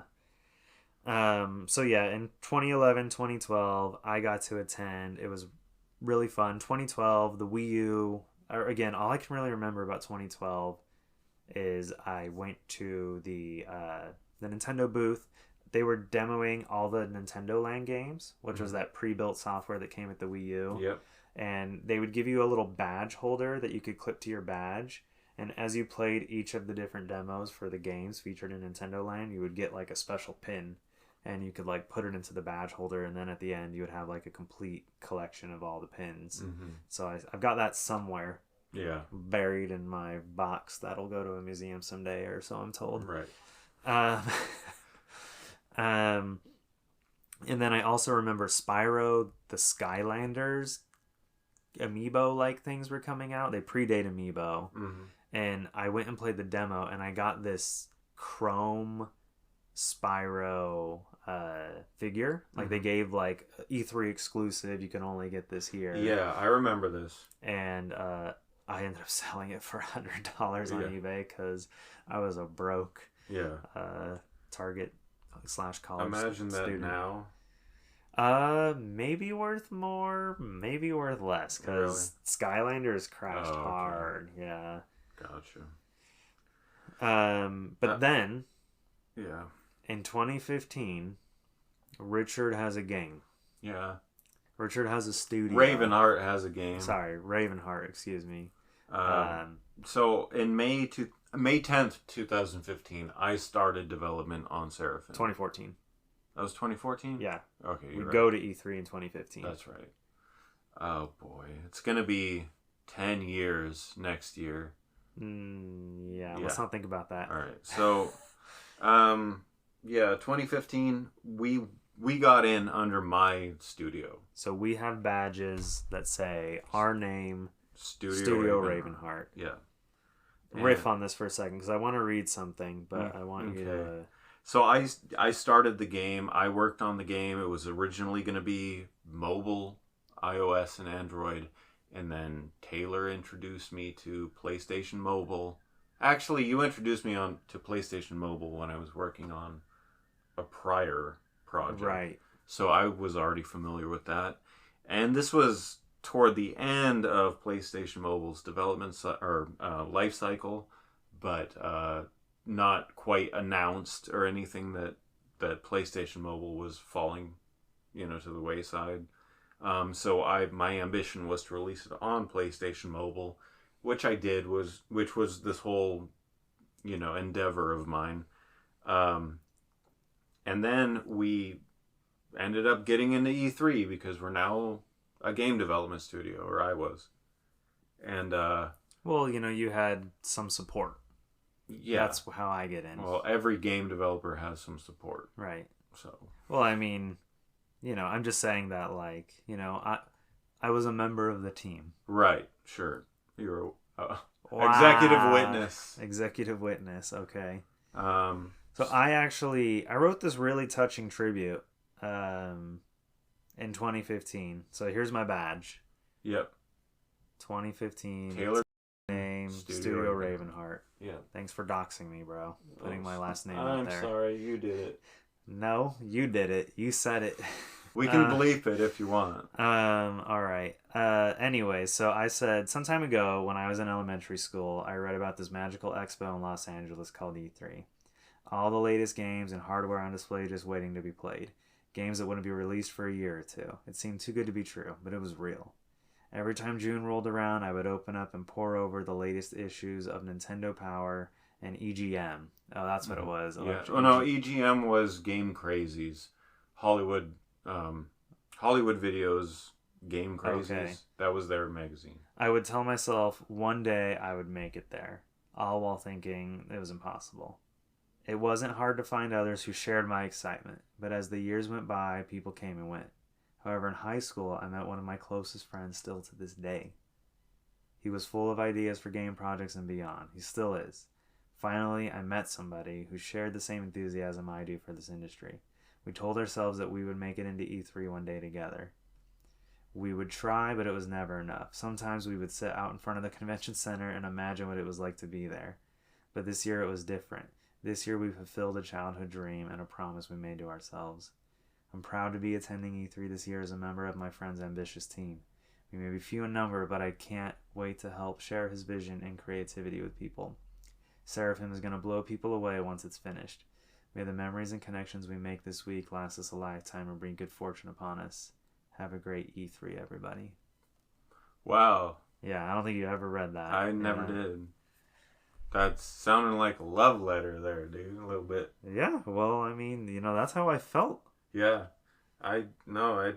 That's touching. Thank you. Yeah, even though you're over here belittling me for, like, not even being worth bringing to the show. I'm giving you crap. Oh, okay. Like you give me crap all the time. All right, fair enough. So because we're there as part of Studio Ravenheart, I'm in particular feeling indebted. So I'm trying to find ways to make this a fruitful experience for us beyond just fulfilling dreams. Right. So I know about this little company at the time. We've mentioned them before, Limited Run Games. Mm-hmm. So far, they've only put out a handful of games. Like, we're talking like maybe a dozen at this point, if even that much. Right.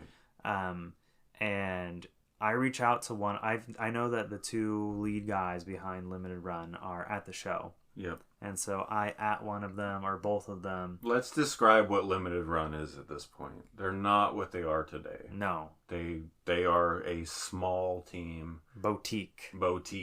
They are publishing like the smallest of indie games. They're publishing mostly their own games so far that were digital only. Right. And they're just now getting into publishing other indie developers' games. Yeah. And so they're at E3 looking for more people to partner with. Mm-hmm. And so I reach out to them and I'm like, hey, can we get a meeting? And within like 10 minutes, I got a reply. Sure, let's do it. And so we have this impromptu meeting with Douglas Bogart, who I believe is no longer involved with Limited Run. That's correct. I don't know what happened there.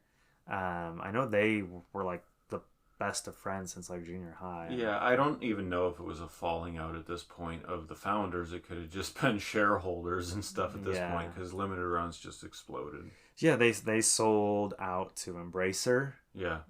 So now Embracer. So they have a parent company. So that's what it was. Yeah. Yeah. Who knows? Maybe they were like, well, we only need one of you. Right. So I don't know what the arrangement was, but Douglas is no longer there. But at the time, he was there. Big shout out to Douglas. Yeah, I think, you know what? While nothing, unfortunately, ever came of the numerous meetings we had with Douglas over the years. Twice, at least, right? 3 times, at least. Twice at E3, and then once or twice at PlayStation Experience. Yeah, you're right. It was 3 meetings. He was always down to meet with us, hear us out, see the progress on the game, and, you know... I wish. Well, he would express how much he loves us and believes in us. Yeah, there was a time he actually posted on Twitter, and he was like, "Hey, he said something to the effect of like, I'm really proud of these guys every year. They're trying to meet with me and stuff." Yeah, and what my biggest memory is when he said it. I think this was at PSX. Mm-hmm. He said that I really like you guys. I really like your game. But the landscape is changing. Yeah. I mean, they were getting bigger, and unfortunately, the Vita was showing signs of Sony kind of wavering on support for it. Right. And the game wasn't far enough along to meet... I mean, the game got more and more ambitious. Yeah, it did. Well, it was because of Limited Run that I was given the incentive to turn it into a console game. Right. And while that initially meant just taking my infinite level and turning it into 24 levels, meetings with you think about another publisher. Our meeting with Limited Run almost in a way doomed Seraphim's chances of ever appearing on the Vita. I'm going to take responsibility. Okay. I'm going to take personal accountability for my shortcomings and stuff. Because that was many years that I could have done something to change that outcome. But and part of that is just, me still being on my first game and not knowing what to do in certain situations. Yeah. And just also being human and losing ambition because of all of this, negative feedback and, just doom and gloom. But when I had pitched Seraphim as in that format, so Seraphim actually transformed 3 times, or had 3 stages. One was that infinite level. The second was the 24 stages that were based on that infinite level. And the third was what it is now. Yeah. And that came about by pitching it to East Asia Soft and them telling me no, this is too basic. Right. You had to have something more. Yeah. So now it's a masterpiece, and still is. And I'm actually resuming after my 2-year hiatus. I'm starting work again on January 4th. January 4th. What's special about the 4th? Oh, I'm returning from Las Vegas. Okay, gotcha. Yeah. That's right. Being real. Being transparent with everyone. Yes. Rick's going to Vegas, going to win a bunch of money, quit his job. Keep it 100. So, yeah, you've heard. This is breaking news. Yeah, in a way, yeah. I mean, not that anyone's paying attention. I've made a lot of empty promises. And I've skirted my release date and my deadlines. Yeah. I mean, I'm sure there are people who have been who followed Seraphim's development, especially in the Twitter space. Yeah. Who were really looking forward to Seraphim, and then just those dates kept getting pushed back. Those milestones never came. It's hard to latch on to something like that and have faith in it. And I understand that better than anyone. So, what do? This goes back almost to the No Man's Sky guys. Mm-hmm. In the face of, doubt and disbelief. You go offline. Yeah. That's what you do. You go offline and you finish it. And then you come back. And then you come back online when you really have something. Yeah. And that's that's my plan. That's exactly my plan. But so 2015, we talked about that being the year that gamers were first let in. Yep. I don't know that, and that was our first year officially attending with our own names on badges, that kind of a thing. Yes. I don't think that that we really noticed the gamer presence so much that year. It was only 5,000 people. Yeah, you're right. But in 2017, that's when it became really noticeable. I remember a sentiment that I had about 2015. Okay. And that was that, they're letting this gamer pass thing, No, that wasn't 2015. That was 2016. Sorry. 17. 17. Okay. I'm talking about 17. Okay. My bad. Yeah, I noticed that, first of all, they're letting this gamer thing in. I don't know what to think. I'm skeptical of it, and I was skeptical of it. Well, because you in particular, had actually earned your way into E3. There's that too. And now they're just letting people pay $100 and they get to go? You're right. Yeah, I guess that might have probably been a factor, but more my thinking was, what does this mean for the future, and especially the future of E3? Yeah. I remember thinking that specifically, and I thought, okay, I understand why they need to do this. And if they need to do this, they need to do this. But God, I hope it doesn't kill the experience of E3. And I remember being there for 2017 and being like, that wasn't so bad. Yeah. They got to do what they got to do. Yeah. They got to make some revenue. A lot of stuff's going digital. Digital sales are up. Well, our badges are free too. As industry, badges are complimentary. Right. So it's like anyone whose industry is not making money. And they're not making money for the ESA. That's always been the case, though. It used to be industry exclusive. Yeah. The idea was that the people putting their stuff on the show floor are paying for everyone to come. Basically. Essentially. Yeah. Right. So they, for what, with just the disappearance of magazines and the, rise of the internet and them just not having the same results that they used to have from putting on E3, they needed to bring in the gamers and let them pay $200 or $100 or whatever for their gamer badges. Yeah. And I'm like, okay, that sucks. But if they need to do it, I'd rather have an E3 than not have an E3. Yeah. And I remember... Where are we now? We don't have an E3 anymore. Right. But I remember being there in 2017, specifically 2017, and being like, that wasn't so bad. Yeah. And was that the year that they gave him day 3? Like day 3 was the gamer day? I think 2018, the first 2 days, the first 3 hours were industry only, and then gamers could come in. Mm-hmm. And then day 3 was gamers could come in immediately with everyone else. That's right. You're right. So they gave them a day and a half at the end. I think I usually only attended the first 2 days. Mm-hmm. I think I was kind of like, I can't drive out to LA for a third time in a row, you know? Yeah. I think there were some years you did go all 3 days. There were. Usually I only did the first 2 days because I'd mostly done everything I needed to do or wanted to do at that point. Right. Yeah. 2017 I will say these years kind of blend together a little bit. They really do, same. Yeah. And I'm having a hard time with that. But I will say 2017 was a good year. Yeah. That might be the last time that I say it was. Oh, we should talk about 2015. We got to go to a party, an after party. Yeah.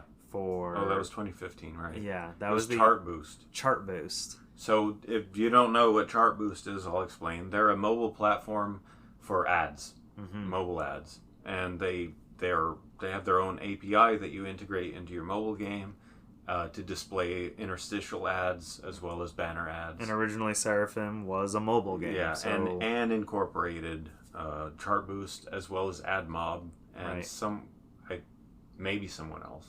So your representative at Chart Boost reached out to you and said, "Hey, you going to E3?" I was invited. And you're like, "Yeah." So I met him at the Marriott. Okay.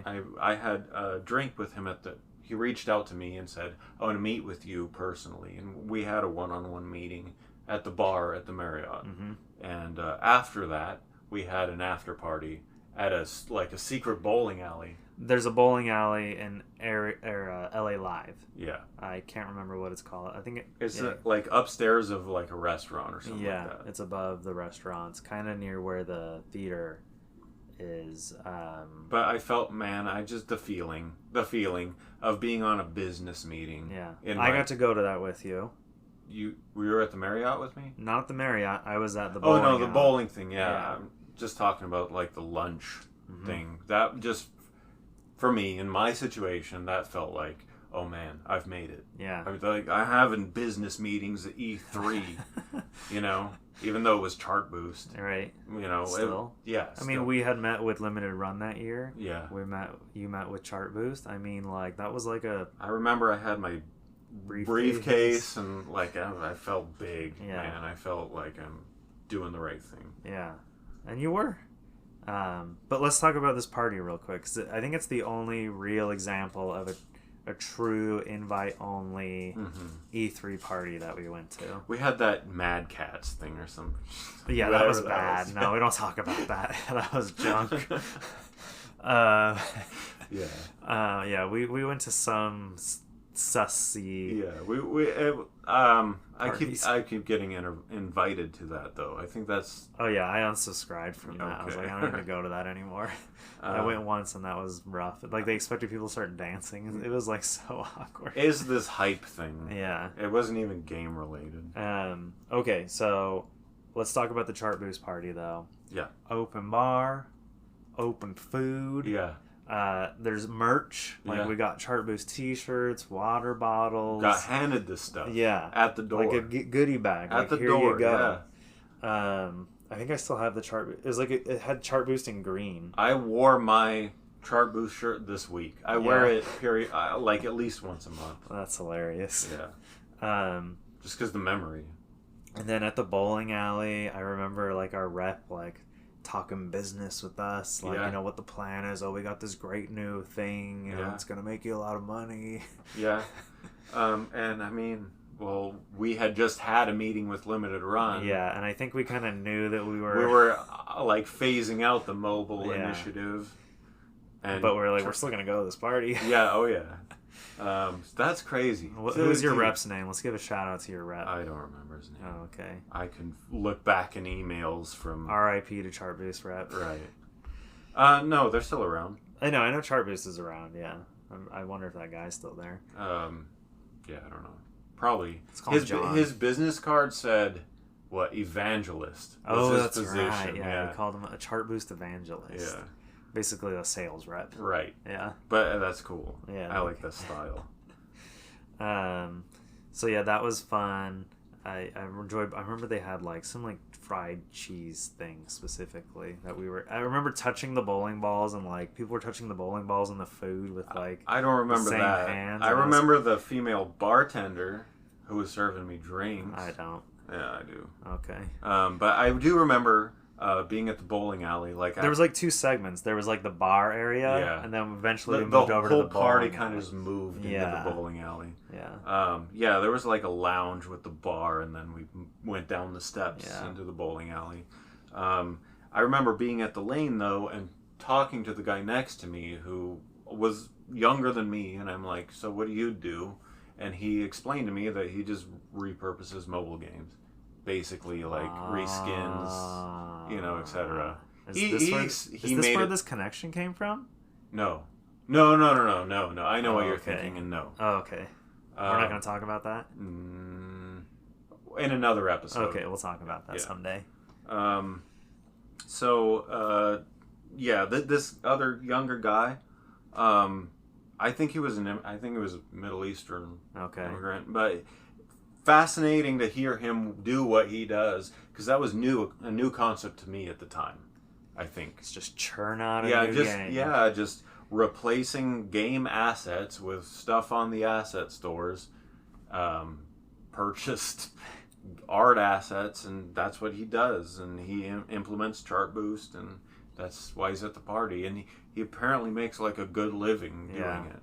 I think the mobile game landscape has changed where maybe that's not really viable. Yeah. I mean, and I think the app stores caught on to like yeah, that game churning. churning. That's a good term. Yeah. I like that term, game churning. Like, because I think they used to promote new apps, new games. Yeah. Like, there was a new game list. So people would go there and just download all the new games. And if you made a new game, quote unquote, cheaply enough, you could just make it worth it by just being in that list. Either it was $1 or just the sheer amount of ads you have inside your game was enough to generate enough revenue from thousands of people downloading because you're on the new game list. Right, and by the time your game is off of the new games list, you got a new one. You've churned out a new one, exactly. So that was really cool to go to that party. This was a really special time for games. Like this era, we had PlayStation Experience, we had E3, and just numerous other like side things going on. I mean, it was just an incredible time to be playing games in the industry, doing stuff. Yeah. Like there was just it really was the good old days right there. Unfortunately, I felt at the time like it was the beginning of the good days, and now it's the good old days. Right. And that's unfortunate, but yeah. I mean, it would have been nice if that ball just kept rolling and getting bigger as it went downhill. I mean, life's not over yet, but no, I agree. Like that ball can start rolling again, right? But you got to push it, son. Yeah, I do. So I think we're gonna tie it off there. Yeah. Good time. This is a good episode. Yeah, good episode. Good memories. Yeah, I've been wanting to talk about some E3 memories. And I've mentioned previously how I would get people to sign games and stuff. Mm-hmm. And I mean that happened so much at E3. Yeah. That was like good luck. The highlight of my year. Like remembering. Especially when it came to Japanese developers. Mm-hmm. E3 was the only place to find them. I remember you asking the president of Atlas to sign, and he's like, no. I did. Okay, a couple quick ones I want to mention. Chip Tanaka, who was the composer for like Metroid and a bunch of like Balloon Fight, a bunch of classic NES games. He would later go on to become the president of Creatures Inc. Yeah. 1/3 of like That's crazy. Yeah, right? That's crazy. Yeah. You go from making music to being the president of Creatures Inc. He retired from that role last year, I want to say. Mm-hmm. So he's like pretty much out of the industry now. Wow. He does still make original music though.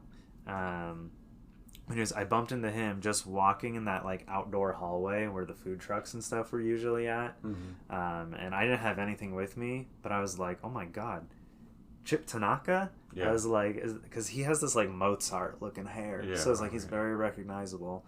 And so I just gave him my badge and he signed that for me. And I told him, oh, I really like your new album.